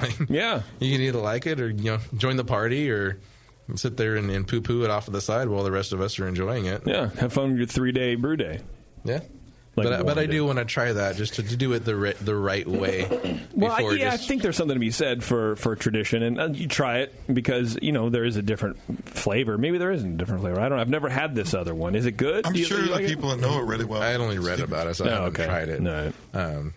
But like I said, if you're really not going for that super complex barrel-aged sour taste, well, if you're able to dose that, get it close enough by your palate, and if people are liking it, then can you really complain about it that much? Yeah, and I don't know. There's something to be said for being that transparent about how you're achieving that sourness too. I do kind of like that. Like love it or hate it, fun. Traditionalist or not, it's you're being upfront and you're not trying to misel anybody. So yeah, if I was bullshitting people and saying, oh yeah, this is a barrel aged sour and it really wasn't barrel aged, well yeah, there's something wrong with that. But if I'm straight up front and being like, yeah, it's not barrel aged, I just soured it myself. And yeah, well, I mean, you can get liquid fucking oak tannin and powdered oak tannins and shit like that, and all sorts of winemaking. So you can pass off, maybe, I'm assuming, a barrel aged beer that was never even saw real oak. Yeah, but to me, I wouldn't be right in calling that an actual barrel-aged sour or anything. Right. Like, I'm very much about transparency and like this is my process. Like I've got nothing to hide from anybody. My recipes aren't secret. Yeah. Like, to me, it's not the recipe that does it. It's everything else in between the recipe and actually the finished beer, your process, your ingredients and everything else. Good. Yeah. So I'll give my recipe out to anybody, my techniques, because that doesn't mean you're going to make the same beer that I'm making. It's right. Recipe's about 10%, I figure. Yeah. Unless it's a really bad recipe, then it's like 40%. That 10% could ruin the whole beer. Right. But, yeah. That 10 can become 40, yeah. But, if it's reasonable, then, the rest is how you do your process. Comes down to your process. For sure. Fresh ingredients. The recipe for Pliny the Elder is out there for anybody who ever wants it. Sure. I dare you to try to make an exact copy of that beer. Yeah. It's not down just the recipe. There's so much more to it. Well, we used to sell it at More Beer, too, and back before the hop extracts were around. And so now you buy it from, I shouldn't say this, but the recipe has changed several times. Oh, I'm sure, yeah. But there's that original recipe still out there. And I had someone email me like a year or two ago asking if that was really the recipe or we just made it up. And it's like, no, that was it. Just so you guys know that technology changes and beers change and ingredients change. Ingredients change, for God's sakes. But I remember talking to Vinny one time, why are you, because I brew a beer there once a year. And he's always adding this extra base malt. Like, why are you changing that every year? He goes, well, if I don't change, people are just going to be better than me. I got to keep up. You got to stay relevant. Yeah. Okay, sure. He doesn't want to have the Pliny that he made back in 2003. Right. He needs to have a new Pliny every year. Yeah, you got to stay with the times. Exactly. I like that approach. I think it's pretty cool. How are you handling working in the same town as all these other breweries? Are you guys doing any collaborations planned or kind of brewing together with some stuff? We haven't done any collaborations. I'm actually kind of curious on how that would even happen. Mm-hmm. I think that really the new breweries, ours included, kind of need to set their standards of what it is that they're doing, and kind of forge their own path, and then kind of join up with the other breweries like Tioga that have their own path, the kind of stuff that they're known for, the stuff that they're really doing well. For us, I don't think we've really found that yet. So to collaborate with Tioga, it's like I don't really see what I'm bringing to the table, because I'm still a complete freaking noob. And these guys have been doing it for way longer. But to everybody else, you're the brewmaster, right? You're the guy making the beer, so you know more than you think you do. Yeah, and then to me that knowledge is worth something. My knowledge then is that's why I'm assistant vice president of the homebrew club. Yeah, because that's pretty much where I started, was with the Warthogs Homebrew Club, and learning from all these other guys that have been doing it for way longer than I had been doing it.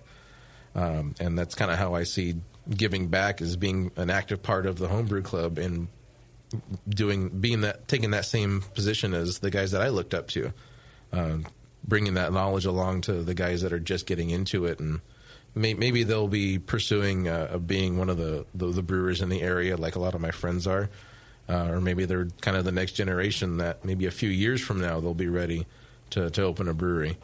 But there's still a lot of stuff that they need to just learn. Just kind of some of the basic stuff. So you want these people just to figure out their mark, figure out, especially your target, what your sweet spot is for brewing, and then you can maybe branch out and because for you, is it all about? Or is it more about offering knowledge? Really, it's like I don't.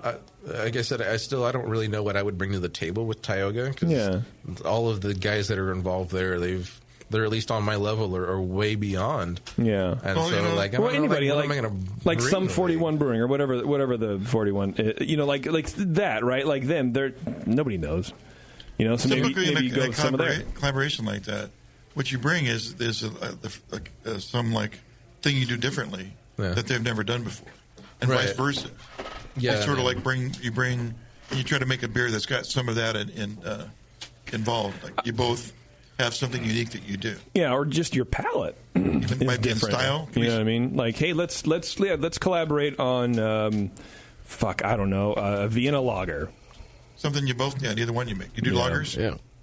We haven't done yet, but that is on my schedule for the next month. We're going to do a pre-prohibition lager. Oh yeah. Since before it was Chinatown, it was actually Germantown in the area that we're at.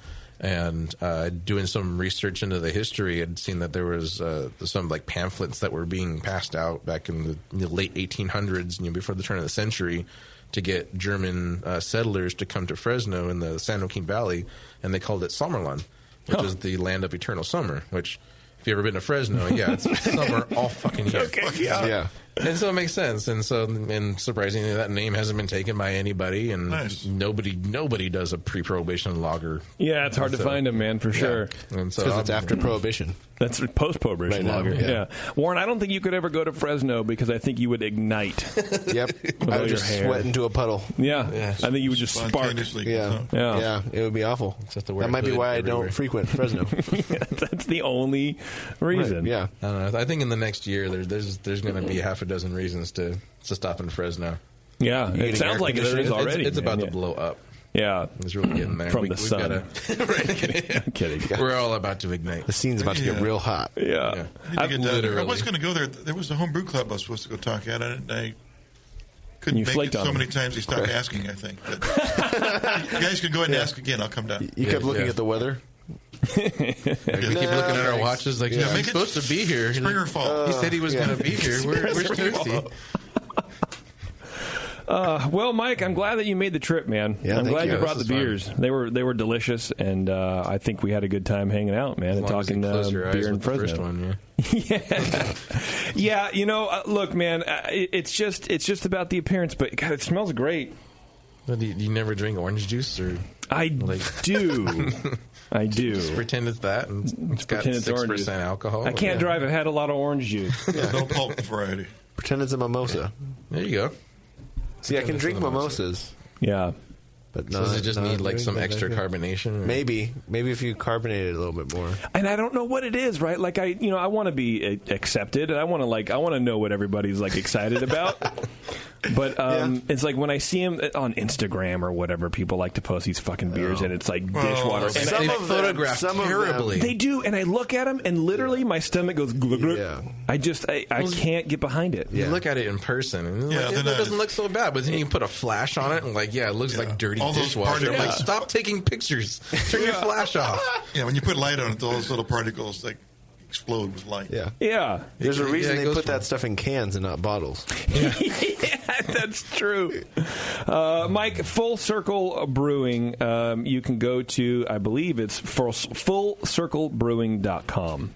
Yeah, or the Facebook. The Facebook's a little more active, yeah. Okay. Yeah, we're constantly having events. That's one of the things that's kind of setting us apart is that we've got this huge space to be able to do events, different music. And a lot of music I saw on your website. Yeah, definitely. Like lots of nights a week kind of thing. Yeah, right? there's like video clips on there, which is kind of cool. You can see what's going on. Oh, yeah. We're real active on that and just really making it into an event place, and that's what the owners are looking to do is make it pretty much an event place to do concerts and shows like that. Nice. And then also have the brewery attached. Sure. So something very unique. That is very cool. What else is very cool is craftbeer.com. It was built to communicate the passion, authenticity, excitement, creativity, camaraderie, and the joy of the craft beer community. Plain and simple, craftbeer.com was created on behalf of U.S. craft brewers to celebrate the best of American beer. When visiting craftbeer.com, you can expect to learn about all aspects of the amazing craft brewed beer from America's small and independent producers, not just how to better enjoy the beverage in your glass, but about the individuals and processes behind your beer. Their goal is to energize and engage craft beer enthusiasts and arm them with the resources to be active and educate appreciators of the ever-expanding craft beer movement. Check it out, craftbeer.com. Mike, I appreciate it, dude. Well, thanks so much for having me, guys. Yeah, for sure, man. Come back anytime. We're going to do some beer news after this. We're going to taste my homebrew, so you're more than welcome to hang out if you want an excuse to throw up. It's best if you go. Yeah. What did you say? I said it's best if you go. you might. Yeah. If you still some angst about him, Don shitting on your beer, you got a chance to get even. Oh, there we go.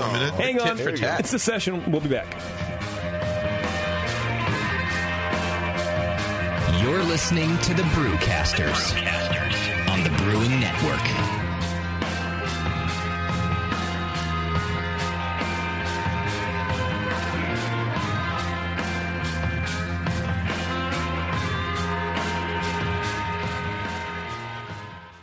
Since 1979, Williams Brewing has offered the finest equipment and freshest ingredients and the best customer service in the business. Check out their brand new patent-pending mash and boil 110-volt electric mashing and boiling unit. This compact all-stainless unit lets you mash, sparge, and boil just about anywhere that has a 110-volt plug. Double-wall construction adds to efficiency and safety, and a precise thermostat keeps temperatures where you want them. Unlike insulated buckets and converted coolers, multiple temperature rest mashing is easy to do, all for under $300. They also feature the Mark II work pump, a magnetic drive high-temperature pump that does the work of pumps that cost twice as much, as well as exclusive Brewer's Edge regulators and quality Keg King kegs and disconnects. Check them out today at williamsbrewing.com to brews their vast selection. With over 20 years of experience making world-class craft beer and more than 100 gold medals in international competitions, Moylan's Brewing Company is not just a pretty face in craft beer. Just ask Brendan Moylan. What do we got here? The beer of the hour. Moylan's, gotta love that big M. It's like a sign of awesomeness. Woo-hoo! It's got an extra kick to it. Let's pour this bad boy. Oh, yeah. Oh, Moylan's. The end of the night when the kids are finally in bed, the wife's in bed, nobody's bothering your ass anymore. That's Moylan's time. Moylan's is for you. Yeah. It's to help you out. Yeah. It helps me out. What? Well, because it's freaking awesome. Northern California brewed. It's brewed with love. With love? Oh, yeah. Tremendous. And it's always best where? Moylan's. You gotta try it. On tap at Moylan's in Novato. They're friggin' awesome. Not only because I own the brewery, because I love the beer. Cheers! Boom. Kilt Lifter Scotch Ale takes big beers to a whole new level with rich malt balanced perfectly with delicate hops, and now comes in 4-pack tall boy cans so you can take the party on the go. Or come to the brewery, take a tour, and try any of Moylan's fresh creations right from the source. Check them out at moylans.com.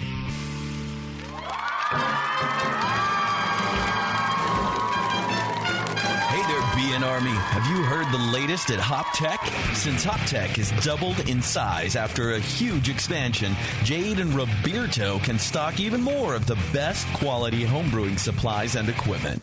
Over 60 kick-ass varieties of hops and malts, monster truckloads of quality brewer's yeast, including White Labs, Y-yeast, and multiple dry yeasts. They even have all grain systems from Grain Fathers and Ruby Street Brew Systems, thanks to Jade, the brand new all-grain brewer. And don't forget about their 10% discount to all BN Army members. Jade and Roberto are waiting for you and all of your brewing questions over at hoptech.com. Hoptech, totally not sucking since 1983. Hey guys, what'll it be? I'm not sure. What do you recommend? A lot of people seem to like the Hefeweizen. Is that a German Hefeweizen or more of an American-style wheat beer? I'm not sure, but I can give you a taste. Okay, great. The Cicerone Certification Program certifies and educates beer professionals in order to elevate the beer experience for consumers. Unfortunately, not every bar is staffed with certified beer servers who can guide their customers through a beer list. Here you go, guys. Let me know what you think of the Hefeweizen. Oh, yeah. That's definitely more of an American meat. But I can hardly tell because this beer just smells like sour butter. I wonder how long it's been since they cleaned the draft line. Yeah, and look at the bubbles on the side of the glass. It's filthy. Somebody should tell these guys about the Cicerone program. For sure. How about we head somewhere else for another beer? Your server should give beer the same respect you do. Request quality. The Cicerone Certification Program offers 4 levels of beer certification, in-person classes, and course books for beer professionals. Check them out at cicerone.org. The Cicerone Certification Program. We know beer.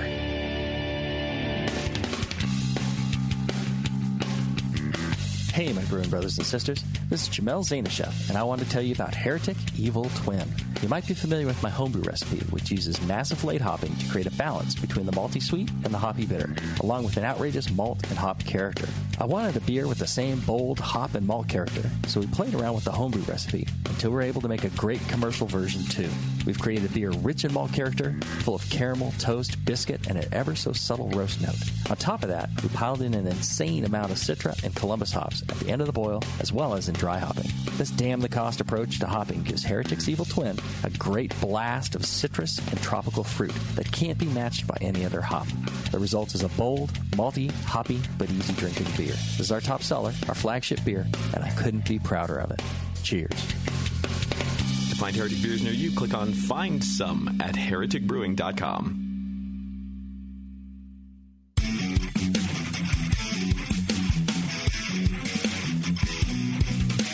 Hey, this is Julian Trego from Beechwood Brewing, and you are listening to The Session on the Brewing Network. Hey, thanks for hanging out, everybody. Bev, you are so amazing. Thank you very much. Yeah, she knew exactly how long it would take. She did. She did. I still don't have a glass of water, but that's okay. Oh, well, that's you have a giant glass. Yeah, but I got these little shooters. Growler of water. Whatever. What are you going to do, right? Right. We're going to taste some of Warren's beer, too, on the show. Oh, no. Are you excited, Another Tasty? one. I'm very excited. He sounds like it. Well, they've all been good. So I mean, yeah, they've been okay. This one's drinkable. Yeah, you won't spit this one out either. They've been left of good, but that's okay. No, they've been good.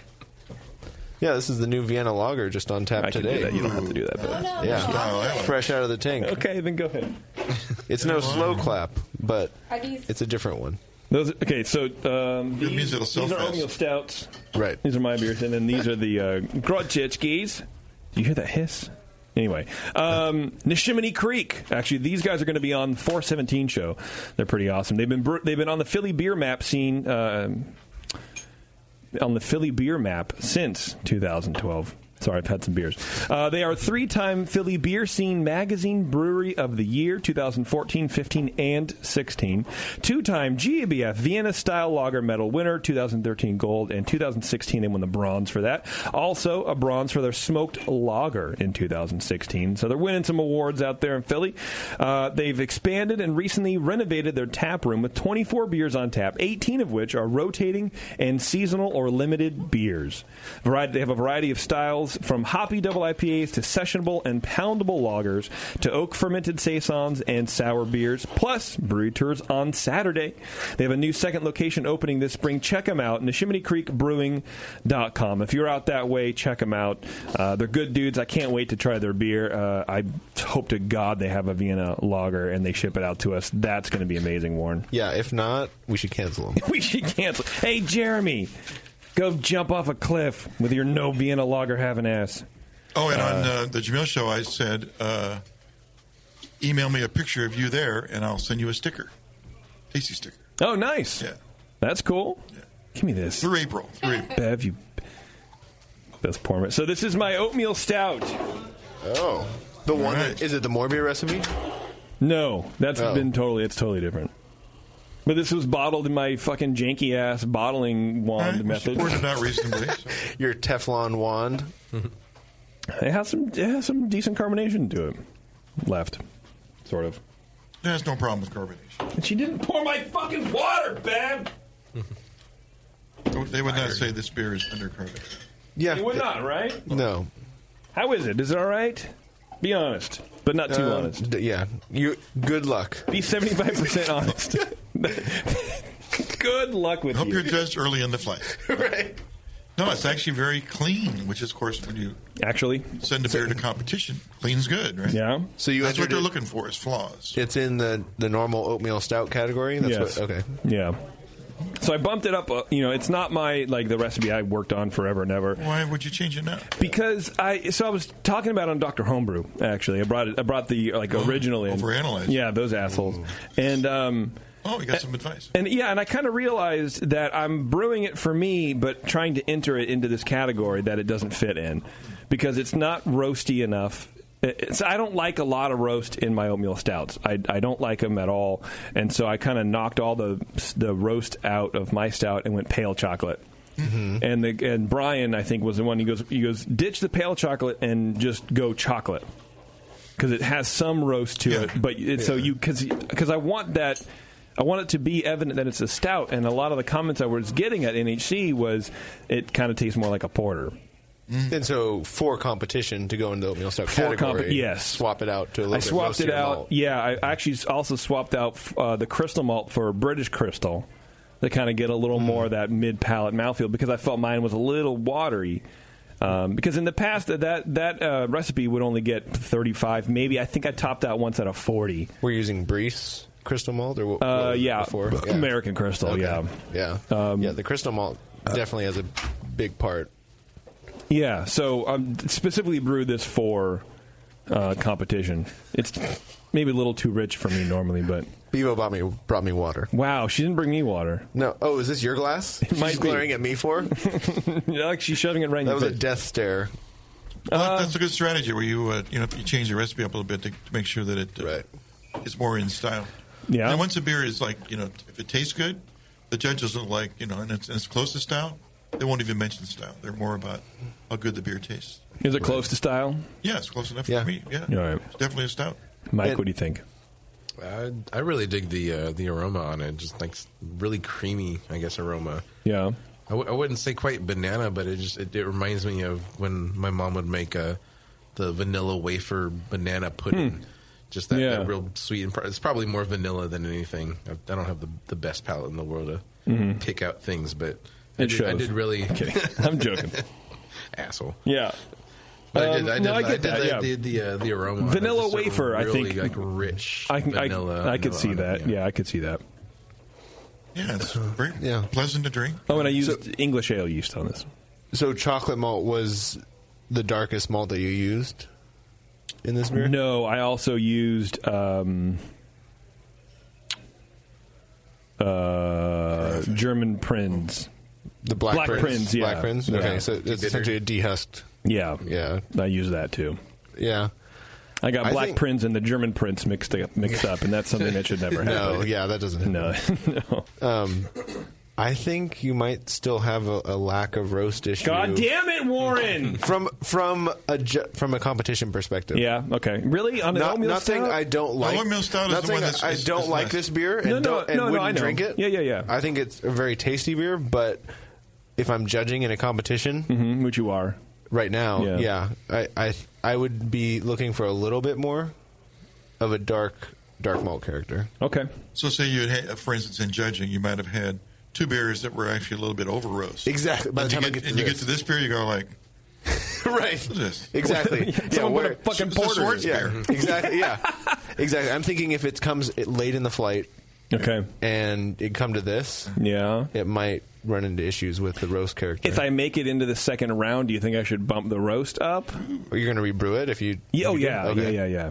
I mean, this beer's only 2.5 weeks old. Well, right. Yeah. I would bump it up a little bit. Do you think I should rebrew it? I don't know. I mean, I just made that up. Well, see what the comments I might not actually do it. Yeah. You're right. Exactly. Okay. See what the comments are, and then decide. And you could, do some tincturing kind of thing at the end too. If you just make a nice little batch of roasty stuff. Yeah. You can add it, at bottling time if you want. Okay. All right. Yeah. You want to try my Grodzitsky, or do you want to try your fucking piece of shit beer? Well, mine's not smoked, so depending how smoky yours is, maybe it's not very. It's a 3.2% beer. It's not very smoky. Okay, yeah, then we can do yours first. You want to do mine? Okay. Sure. Oh, Bev will get. Oh, good God! Don't worry. Yeah, I'm not going to put you out. Sorry, we don't want to inconvenience you. Really?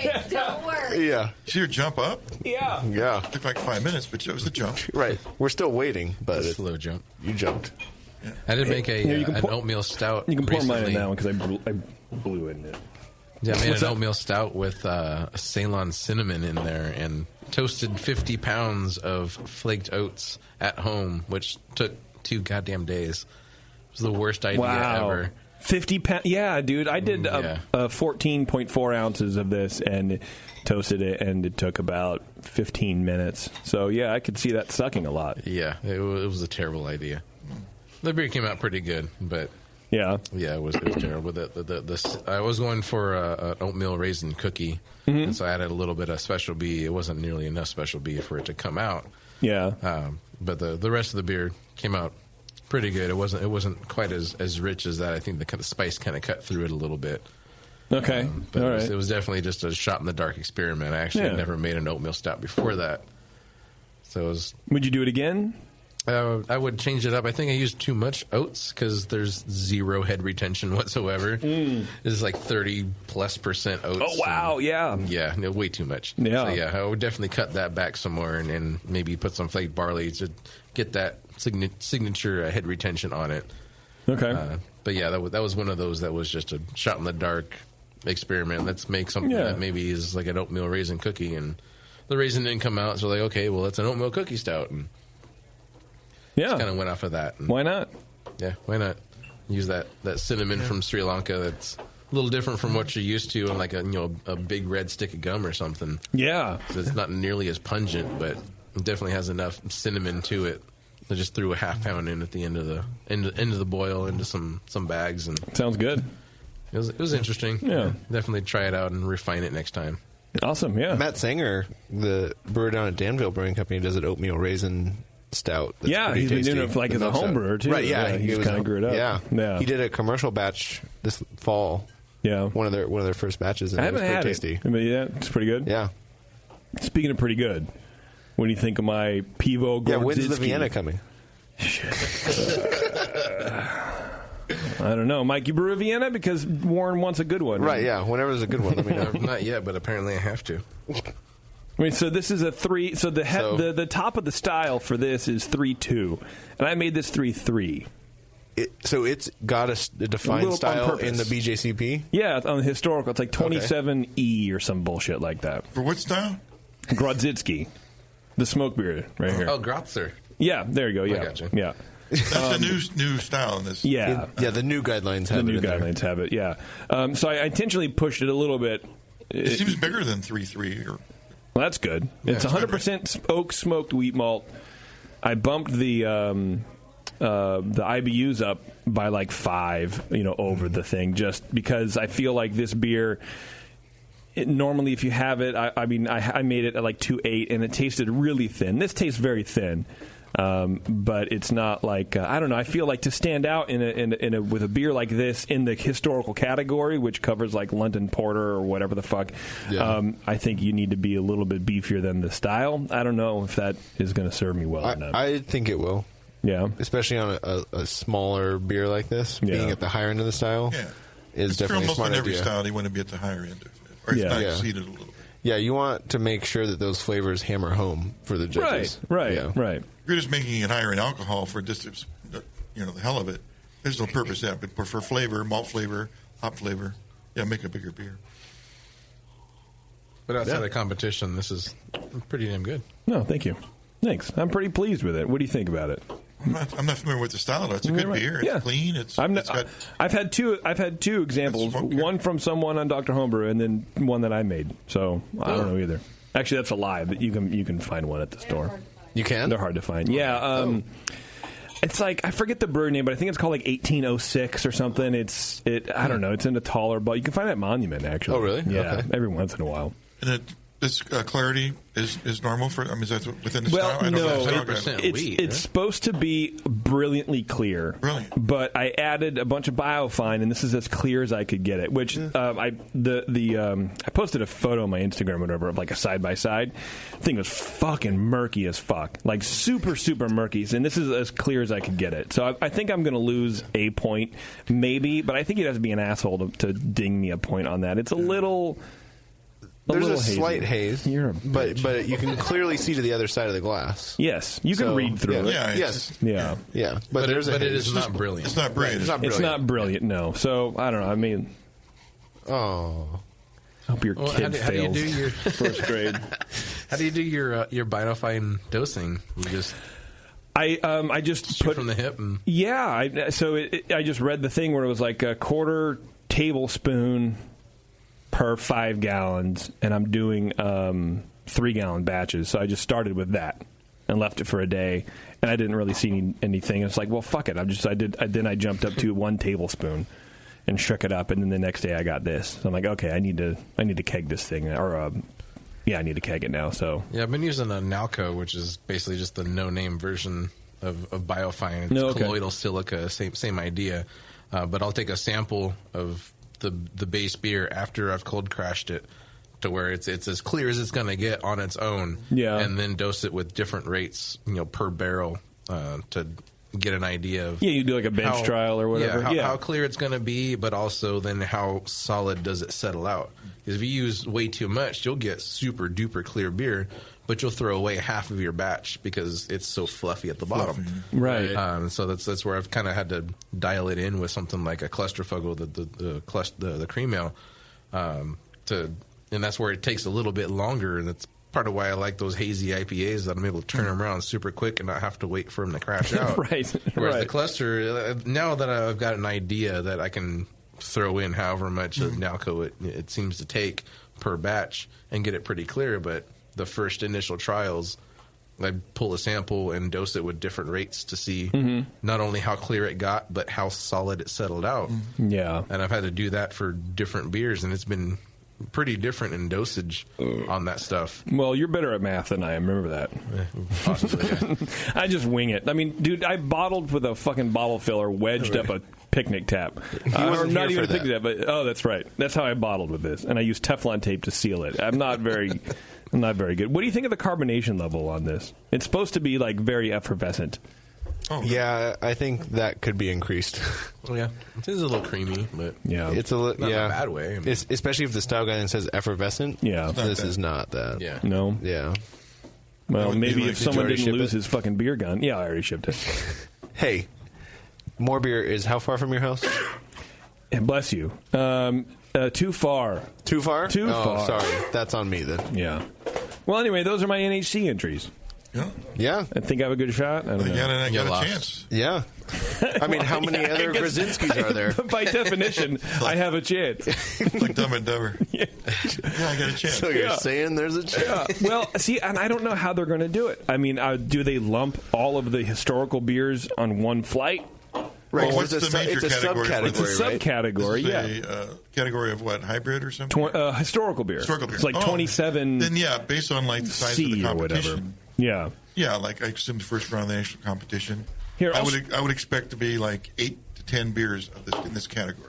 That's what I would expect also. So let me. You're going to be a better historical beer than this other historical beer in a completely different style. But he's only competing against the other people that send this style to his judging center. I don't know. Which could be... Well, no. I don't think so, because you're not going to get first, second, and third in this historical style. It's going to be first, second, and third for historical style, right? I think so. So here are the historical beers. You have the Gozas, which I think going up against that's going to be tough. Oh, yeah. Kentucky Common, which we talked about earlier. That's another new one. Lichtenheiner. No idea. Lichtenheine. A London Brown Ale. The Pivo Grodzicki, pre-Prohibition Lager, which I think this will be really tough to go up against. Pre-Prohibition Porter, which I've never fucking heard of. Roggenbier and Sati, whatever. Sati. Yeah, there's some pretty popular historic styles in there that you'd be up against. Yeah, so I don't know if they break it out, because it does have a sub. I think it's like E or whatever with the sheet prints out. So, but it's one of there's a major number for this 20 or 27. Okay, so they only give a first, second, or third in the 27. They don't give right, that's true. Yeah, not 27E. Right. Yeah. Well, that's fucked up of them, not me. Right. Well, maybe you should petition to have that changed. Maybe I should. Yeah. Maybe I will. The IPA thing is going to be like 110 entries. Right. They still only get first, second, 5 years. 5 years don't complain after. Too much. I mean, you're one of 20, not one of 90. Maybe if you get 150 people to enter this category, they might spin it off. Yes. Let's do it, everybody. Right. I need the BN Army to rally against the Pivo Grodzicki. help JP get a medal. Basically, tank your recipes, you fucks. Well, redraw the lines until he gets one. Yeah.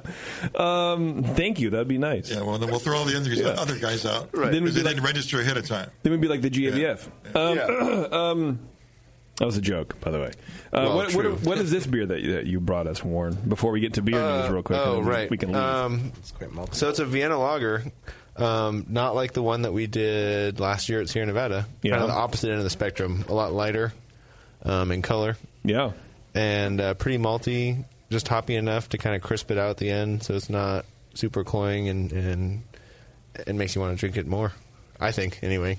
We'll see what you guys think. Tastes good. I like it. Yeah, it definitely isn't as malty as the one we made at Sierra. Mm-hmm. And I would compare it to the one I made at Eagle Rock, but I never got any of that. I never got any of that either. Yeah, fucking Kevin. Well, the one you made at Sierra had some adjuncts, right? Some other unusual malts or something? Justin wanted it to be pretty dark. Yeah. And so it had quite a bit of roasted grains in it just to give it the color. Rather than just a Vienna. Yeah, this is mainly Vienna base and then has a little bit of Pilsner and Munich. And then, but that's lighter in Olaban than the Vienna, right, exactly. And so there's just under 4 pounds of Carafa 2 Special, just to give it just a little orangey color. Are you happy with it? Rather than dark yellow, it's more orange. Yeah. Right, yeah. And so it just barely gets in there under the SRM limits for the style. Yeah. But yeah, I'm pretty pleased with it. My goal was kind of just to make a lower ABV, slightly hoppier Oktoberfest, because that was really popular this past fall. Okay. So we'll see what people think of it. Well, I think If they don't like it, just rename it Oktoberfest. Exactly. Well, that was literally my test. It's like, well, we'll see if people like the beer or if they just like the name. There you go. And so, because I think this is a little bit tighter and better than the Oktoberfest was, because that was only the second lager that I had done at the time. Yeah. And so, done quite a few since, and so this is quite a bit better, I think. So, we'll see. Now, off the faucet, does it have more carbonation than this beer? Yeah. This was not a great growler fill. I'm still working. I'm still letting the bar staff do it, and so what you got to do is you got to get a bottling wand and wrap Teflon tape around it and just jam it up into the faucet. Method. Yeah, I should try that method. That's what you should try. Yeah, I mean it clearly works. Yeah, so it is more carbonated right out of the tap. Cool, but thank God, right? Tasting, right. I mean, fuck, saves this beer. Well, no, it changes the beer. It does. It's like adding especially in a beer that's got low IBUs like this. It adds another 30% bitterness to the beer, the carbonation. And this is also fairly warm too, because it took a while to get here, as usual. Yeah, because it's like one of the worst drives in the world. Yeah, so it only spent since I got here right before the show, in the cold room. So this is probably about 15 degrees warmer than when it comes out of the tap too, which would also accentuate the bitterness. Okay. But yeah, I think it tastes pretty good. Sounds great, man. Get your cooler. Yeah. Right, for my car? Get your cooler. Yeah, man. Yeah, to drive the beer up here. Yeah. Yeah. Speaking of tasting good, if you guys are in town, if you're in the Bay Area, hit up Drake's. Go to Drake's Brewing. And they're in San Leandro. They have the Drake's dealership. Yep. Right, which I think is in Oakland, right? It's in Oakland. I have yet to be there, but I hear it's all the rage. It is. And I think they're opening a spot in Sacramento. Drake's? Yeah. Wow. Right? In some weird, friggin' community area. They're going to be being the beer purveyor of this in this one little community thing that they built. Park. Yeah, well, have you seen the building that they're in? Yeah, it's really unusual. Mike Condi posted a picture. It looks like this. I don't know how it stands. It stays up It looks like a friggin' modern art sculpture. It's like it's like a gourd or something. Yeah, it's like two ends, right? And it's like this swoop. Okay. Yeah. And it's all wood. It's fucking amazing looking Drake's building. Commune? I don't know. Is that what's happening? Maybe. That sounds like it. But anyway, it's going to be great. So they're expanding, definitely. But if you see Drake's on the shelves, man, pick it up. You won't be disappointed. And if you're around, definitely hit them up. You can go to their tasting room. You go to the barrel room there at the brewery. Good stuff. Good people. Good I voted stuff. for them today on the... for what? What are they AHA has their annual Best Beers in America thing. Uh-huh. And... you get to vote for two different breweries or beers. Yeah. And you select the brewery, then you select the beer. And I go, I want to vote for 1,500. So I did. There you go. Did our pale ale. It's really good. Mm-hmm. Nice. Speaking of good, let's do some beer news real fast. Yes, please. Just because there's a lot of good stuff. Zima is coming back. Really? Yeah. Oh, I've been missing it. I know, right? Nearly 25 years after it was first introduced, Miller Coors may be preparing to bring Zima back to the U.S. market. The company filed for a trademark on the term in April of last year, and the mark was recently published for opposition, asking if the filing was an indication the company would be bringing back the clear, lightly carbonated alcoholic beverage. Miller Coors only indicated there will be more news to come in the future. This is a quote from Miller Coors. They said, if you're one of the zillion fans... okay. An imaginary number. Billion right. fans. Who have missed Zima, the answer should be clear. That was their statement. Yeah. And I remember, I totally got that. When did it leave? I don't know. Clear as in no color. 95. I remember being at my friend's house, and we would open a Zima.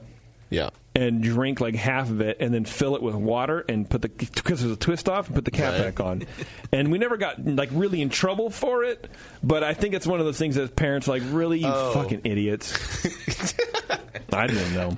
You were responsible for Zima going out of business. Probably. Like, why is this watered down shit here? Yeah.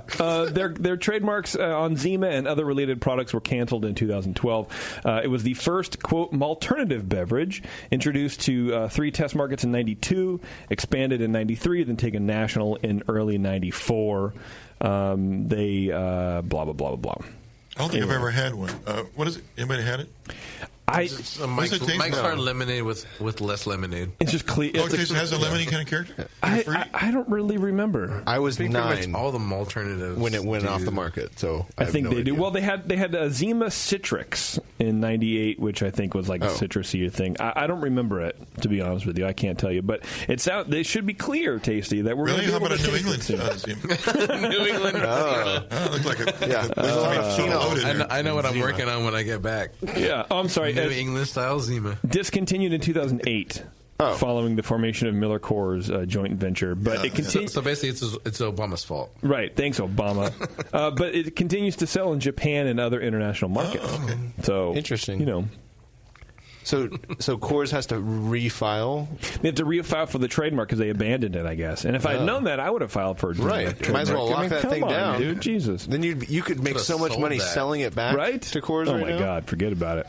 All the zillions of fans, fucking zillions, dude. Zillions. That was almost a zillion. That was almost like my bad Fresno. What was the fucking name? The beer name I just gave you. Fresno. It was like Fresence. Yeah, Fresence. I think it's probably what it was. The essence of Fresno. Yeah. Fresence. It's probably still going to get used. I think it should. This is an article entitled "Heineken Launches Craft Beer for Non-Craft Beer Drinkers." Thank God. Which I thought they should do that well if anybody. Yeah, about damn time. I thought was Heineken. I thought it was Lagunitas. I thought it was Lagunitas. Yeah. The new beers are a Bavarian-style Pilsner and an American-style IPA. Oh, craft beer. Because, craft beer.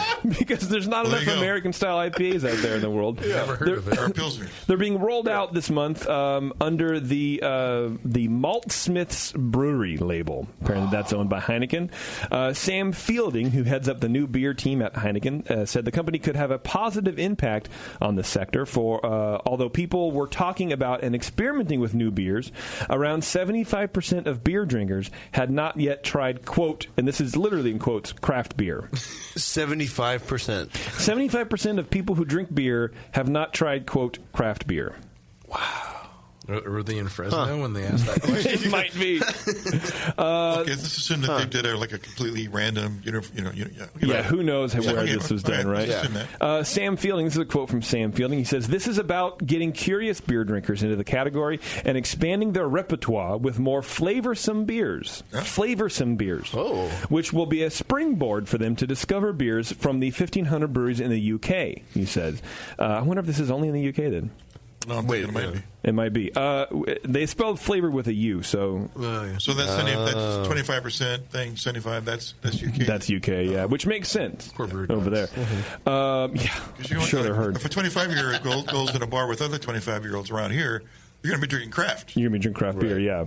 Well, that's why the Americans are better than the English. Well, better. This is about supporting... Further along the timeline. No, better. Right. God damn it. Yeah, we won. They lost. We won. This is about supporting our customers and growing the category for the entire industry. The Maltsmiths Pilsner contains Centennial, Chinook, and Columbus hops. Leading the way. Right. Yeah. Brand new Chinook, fresh on the market. In a Pilsner. That's the Pilsner? That's the Pilsner. Huh. The Maltsmiths Pilsner contains Centennial, Chinook, and Columbus hops to give it earthy, pine, and citrus flavors with a U, with depth, while the Maltsmiths IPA, if this IPA has noble hops, I'm going to throw up. With Hallertau Mittelfruit. Yeah. Has a more caramel base, so there you go, English IPA. Of course. With hops giving notes of citrus, grapefruit, and tropical fruits, and a little pine for freshness. Both beers are 4.6%. Wait. Yes! It definitely is the UK then. If an IPA is 4.6%. Developed at the Caledonian Brewery in Edinburgh. I mean, I'm all beers for are a 4.6% IPA. Me too. Let's do it. Oh boy! One of the people who developed the recipes, Alex Brandon Davies, explained that they had wanted to brew beers that would, quote, appeal to the beer curious, who, for whatever reason, have, quote, yet to experiment. Is that one of the new genders on Facebook? It might be. I'm beer curious. 50 Shades of fucking beer. Wow! I didn't know I was, but I was born this way. I'm pretty sure. God. It's a choice. We're hoping that beer drinkers will love the fuller flavors with a U, and it will be their first step into experimenting with beers from the hundreds of other breweries in the UK. Bold statement. Bold and brass and big and ballsy and brass. Well, I'm glad that they're finally brewing for the everyday man. Me too. Thank God. Yeah. I assume they've got, they have like Tide House laws are like legal. In fact, that's what they prefer. Yeah. So I assume they'll be able to put these beers into their boring beer establishments, and people will actually be, yeah, probably get to try these beers. Yeah. Speaking of bold and brassy, there's an airline that launched a bottled beer specifically brewed to taste better at 35,000 feet. Huh. And I got this. I wanted to bring it up and see what you guys thought. Interesting. It's a carbonation thing. Yeah, that's what I was guessing. Exactly, yeah. Hong Kong carrier Cathay Pacific has launched Betsy Beer, which they claim is the world's first handcrafted bottled beer uniquely designed to be consumed mid-flight. The new beer will initially be served to first and business class passengers on board flights between Hong Kong and Heathrow, Gatwick, and Manchester from 1 March until 30 April. Dicks. The beer is named Betsy after Cathay Pacific's first aircraft, taking into account that flyers' taste buds are dulled by cabin pressure. Betsy Beer has been produced in collaboration with brewery Hong Kong Beer Company by combining science and traditional brewing methods. It comprises both Hong Kong and UK-sourced ingredients and creates an aroma and necessary carbonation to be consumed both in the air and on the ground. Wait a second. You can't do it both ways. You can, apparently. You don't have the science and the traditional brewing knowledge. How often does science get combined? Hong Kong at 30,000 feet. The beer is flavored with a U with longanberries and honey, and is added in the brewing process. Are you fucking Are you serious? just getting your news from the BBC? What is with all the U's? This is from the Daily Mail. Longanberries and honey, and is added in the brewing process. Really fascinating. Yeah, Fuggle, a hop and a mainstay of traditional British craft ales, also features. Cathay's Pacific General Manager of Marketing, Julian Lydon, says, "We know that when you fly, your sense of taste changes. Airlines address this for food in certain ways, but nobody has ever tried to improve the taste of beer at altitude. That seemed like a great opportunity for us to help our beer-loving passengers travel well." I don't think Fuggle tastes great at any altitude. They haven't fixed the carbonation problem. Probably, yeah. They don't say specifically what's going on, but there you have it. Did you really expect them to specify what was going on? Kind of, yeah. Kind of. Really, yeah, I don't know why. I just did. They just, they're appealing to the people that want to know that the ingredients actually go into the process rather than throw it in the garbage That's true. a day later or something. Used after. Yeah, that's absolutely true. And then it's been a while since we've covered any sort of lawsuits in the beer news. So here's a great one. A pair of course, California consumers are alleging Craft Brew Alliance tricked them here we go. into paying more for Kona beer by marketing it as brewed in Hawaii. Do they say that? No, they don't. They say nowhere on the label. Yeah, nowhere. That it's brewed in Hawaii. But it says Kona. Right. That's not what that means? Apparently not. Oh. I better join this lawsuit. Right. The 56-page... I make an English ale. Doesn't mean it's from England. Wait. Yeah. Right. You mean my Sierra Nevada is not brewed in the mountains? The 56-page complaint filed Tuesday by the Wand Law Firm. Wand. Apparently because maybe they make magic happen. Oh. Maybe they'll win because of magic. They work cheap is all it means. I don't know. Abracadabra, all your money's gone. Details how Craft Brew Alliance allegedly used, quote, false and deceptive advertising to dupe consumers about the origin of Kona Brewing Company beer sold in the U.S. Many Kona Brewing products are brewed at CBA breweries in New Hampshire, Oregon, Washington, as well as City Brewing in Tennessee. The lawsuit reads, consumers purchase items and are willing to pay more for items because they are from Hawaii. Who pays more for Kona? I don't know that. I don't. Yeah, no. I mean, he's clearly trying to target like craft in general and hoping the judge is a fucking idiot. But yeah, I don't know because Kona's relatively cheap because it's distributed. It has a three breweries, right? Because it's not shipped from Hawaii. Right, exactly. It used to be. Right. I think, and then wasn't Pyramid brewing for them for a long time or something? They started. Yeah. Well, and now Pyramid's a part of the Craft Brewers Alliance. That's true. Windbrewer is doing it. On that. Craft Brewer Alliance spokeswoman Jenny McLean said the company just learned about the lawsuit yesterday and declined to comment on the pending litigation. The Kona Brewing Company website acknowledges that about 12,000 barrels of beer are produced at the company's brewhouse in Kailua, while the beer produced in the continental U.S. is made, quote, under strict guidance and with the recipes and beer specifications are dictated by Kona Brewing Company's brewmaster who oversees blah, blah, blah, blah, blah, blah. The beer brewed at Kona Brewing Company partner breweries utilizes Kona's hops, malts, and proprietary yeast. The water mineral levels of each brewery are adjusted to replicate the water used in Hawaii. A sample of each batch of beer is sent to the Kailua Kona Brewing Company. Blah, blah, blah, blah, blah, blah, blah. However, in 2015, a federal judge approved a nearly $20 million settlement against Anheuser-Busch for allegedly deceiving consumers into believing Beck's was brewed in Germany when it really was made in St. Louis. That actually won? That won, but then a federal judge tossed out a similar class action lawsuit against Red Stripe when consumers claimed they were duped into buying the Jamaican-style beer that's actually brewed in the United States. So, a good thing. Right. Yeah, right. It sounds like nobody knows what the fuck's going on. It's the Wild West. Right. And so this asshole, whoever the fuck filed this lawsuit, found a lawyer willing to take the case and just trying to get a bunch of money. Well, based on the two referenced, it's a 50-50 shot. Yeah. Might as well try. The court finds... Oh, no, this is about the Jamaican thing or whatever. Well, lawyers need jobs also. Do they, though? Do they? No, I'm but assuming they do. I'm sure somebody thinks that. Let's do the Twitter game, Warren. What was the Twitter game? The Twitter game was, if the Brewing Network was on Yelp, what would our reviews be? Yes, and? What did we get? Well, I didn't actually add up all of the rankings and figure out the average. That would have been something probably worth doing. Yeah, that's fine. Oh, there's a score on Yelp? Right, yeah, to figure out what our average would be. I see. What are they running? I would guess that we're probably like 2.5, maybe, or maybe actually probably close to 3. Even. Is that a 10 or 5? I'm assuming it's out of 5. Is that what Yelp's out of? I'm not familiar with Yelp. I don't know. I'm guessing 5. We'll say 5. Yeah, 5 sounds fine. Sure. Yeah, that's not what we got though. Okay. Yeah. All right. Let's see. John A. says, my favorite podcast to listen to. Tons of information and lots of laughs. 2 out of 5 stars. Exactly. Brian says, dumb podcast with dull people spewing regurgitated information on a 3rd grade level.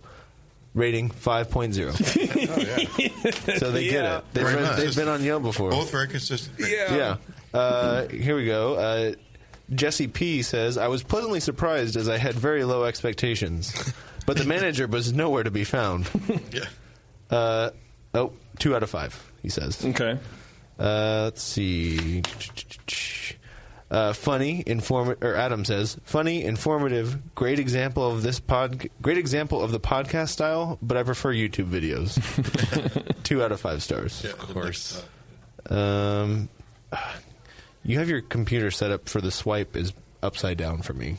So I'm scrolling up every time and not getting to see the next. You'd think you'd learn by now. I know. After how many times of doing it. I don't game as much as you. So that's fucking true, dude. By the way, I downloaded GTA 5 again, so if you ever bored. Oh, how was that? It's great still. Oh, that's the old one. Yeah, but it wouldn't load, but now on the PS4 it loads just fine. Okay. Yeah, so if you want to fucking... if you want to up your gaming hours. All right. Yeah, I have time. William says, great podcast, full of amazing beer and sexist information. 1 out of 5 stars. I'm more of a wine and cheese guy. And he's not so hot on the sex. Huh? Yeah, right. Yeah, not sexist. Yes. Let's see. Brian says... Oh, Brian. Yeah, Brian with a Y. Fuck that guy. Learn how to spell, dude. Yeah. Best to go when Justin is on vacation or out taking his B12 supplement.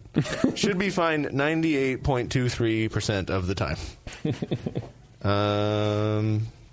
Let's see. So that's like a 2-star? Okay. Well, yeah, he didn't really rank it. He just made a comment. Mitchell says, tuned in for smart beer talk, heard about one guy's dead feet and an old man's nap schedule. Maybe my life isn't so bad. 5 stars. There you go. An uplifting experience for it. Old man's nap schedule. That's pretty good. Yeah.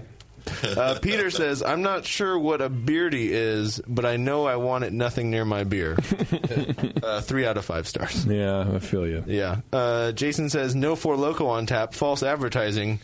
The sad job I go to the bathroom was okay, but didn't make up for it. The sad job? The sad job I got. Oh, the grieve job. He meant grieve job. Yeah, I was confused but by that. Maybe he can't have many characters, so he can convert it to sad. We can pretend, the grieve job I got in the bathroom was okay, but didn't make up for it. Nah, he could have dumped the word "the" and spelled grieve. Right, yeah. He's an idiot. I'm kidding. Yeah. Sorry, you don't win this time. No. Okay, JBC Brewing says, he's only second best podcast in all of Chechnya. Must translate for better review. 3 of 5 is best, most generous. In Village, we only have 3 stars. Yeah, they just got Twitter. We were promised 5 star. Yeah. But government only developed 3 star. Can't figure out how to make 2 more star. Yeah. Need more resources. But still 5 out of 5 Chechnya, star only has 3 points. We have to trade goat for other 2 points. No one's seen goat before. Our good friend Annie Johnson, I'm guessing. Yeah. Unless there's more than one Annie Johnson. Oh, no, there couldn't. I fucking hope not. I can only take one Annie Johnson. Yeah. She's fucking great, man. I love that. Tons of great info, knowledgeable talent. Tasty, more crusty, and JP really serves up the laughs. A must listen. 2 out of 5 stars. That's Annie Johnson. Must listen. And that's it. Okay, those are some pretty good ones. Good job there. Yeah. So that averages what, 2 stars? Yeah, something like that. Well, that's what I was thinking. Somewhere between 2 and 5. That's pretty high. Yeah. That's pretty high, though. 2 to 3. Yeah. It's not Yelp, it's Yek. Ugh. Yeah. So I had the YouTube video comment guy. Right, I'm more of a YouTube guy. Yeah. The sexist comment guy. Okay, yeah. The old man's nap schedule guy. Yeah. And Annie's must listen guy. Right, it's a must listen. Yeah. With 2 out of 5 stars or whatever she said. Because that's funny. Yeah, I like the YouTube video guy. Read him again for me. Which one? YouTube video guy. Yeah. Okay, scrolling through this backwards. I didn't write his name. Scrolling thing. So. That was from Adam.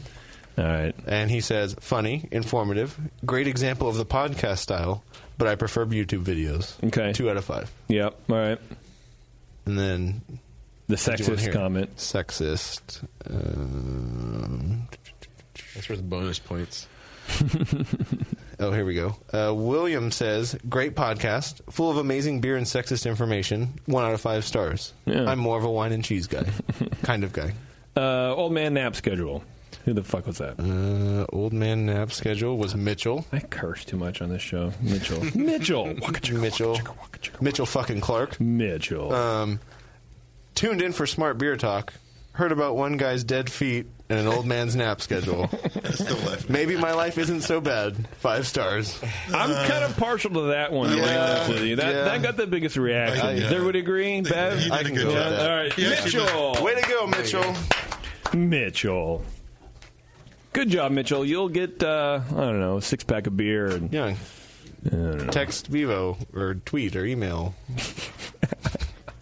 Go visit email. Vivo. Do not text me. Yeah, you can reach her at 925. Right. Anytime. So we tweeted the Mitchell theme song. Mitchell. I know this is really boring for everybody, but it's making me laugh. What's the ribs? What in the world? There we go. That's the one. Anyway, whatever. Yeah. I know it's really boring, but it made me laugh like fuck. So Mr. T Experience, Mr. Science Theater did a fucking the Mitchell movie. And it made me laugh. So you guys got a segment into my brain. Are we ready to go, Warren? Yeah, they turned sure. The thing. All right. Oh, I did want to let people know that I'll be up at the Pacific Northwest Homebrewers Conference. Yeah, that's where we're going with that. But March we can't go 17th and 18th, Friday, Saturday. Right. Okay. Bev, are we not doing that anymore? There. We were talking about doing that as a company, but we're not anymore, right? Sorry, I turned my box down because I didn't want to hear the Mitchell song. Yeah, it was pretty dumb. What are we not doing? The Pacific Northwest Brewing Conference? We are not going to that. I thought we were. The Brewing Network is an IM. Right. Tasty is, yes. Well, of course. Hold on. Yeah. No, I mean, I'm saying like... Oh, he'll go to anything. Oh, that guy? The old man nap schedule? Right. Well, he's not napping. Well, I'm on my schedule. I'll be napping in London, April 19th, the 25th. Okay. Then I'll be napping in Dublin, the 26th to the 30th or something. Are you doing any collaboration naps while you're over there? I'll be sleeping in some breweries. Okay. During collaborations. Me and Bill are going to nap together. I've got my specifications. I need rice hulls because it brings extra too. Well, yeah, they're too dense. Too dense, yeah. Right. It's like a sleep number versus. Exactly. You don't want to get stuck napping. No. You know what? That was you. You're looking over. Oh. No, Bev and I were having a moment. We're having a moment. Do you have notes ready for us to go, or? Yeah. Well, I thought that's what you meant when you asked me if I was ready or not. Yeah, I just wanted to make sure. Yeah, I've got the screen zoomed in so I can see it. The screen, nice and big. The screen. Got the braille thing. I wish you had the screen zoomed in because that would be great. I could zoom in on the screen. All right, Mike. Thanks for joining us for Beer News again. Well, thanks for having me. This is a lot of fun. It's been weird, right? Just slightly. Yeah. We won't make you do it next week. Yeah, we won't touch you or anything. Don't worry about it. All right, Warren, are you ready? Still. Okay. Still ready. Go ahead and get us out of here, Warren.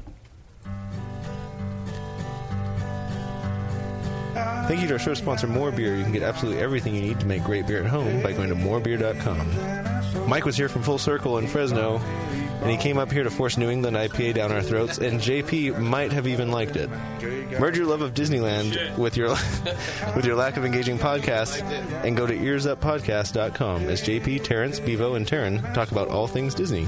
Go check out Moscow's Hop Cartoons over at hoplife.com. Get on Twitter for some good beer insight and homebrew info. Follow Nathan Smith at Nathan Homebrew, Mike McDowell at Tasty McD, JP at Major Jip, and Warren is stuck over at Another Beardy. And the great Beverly is crushing cyberspace at Bevo 1. Today's show was produced by Bevo, and your host has been Jason Petros. Be sure to follow the Brewing Network and on Facebook, Twitter, and Instagram. Very pleasant. You're welcome. Yeah. Have a good week. JP does great as his charity.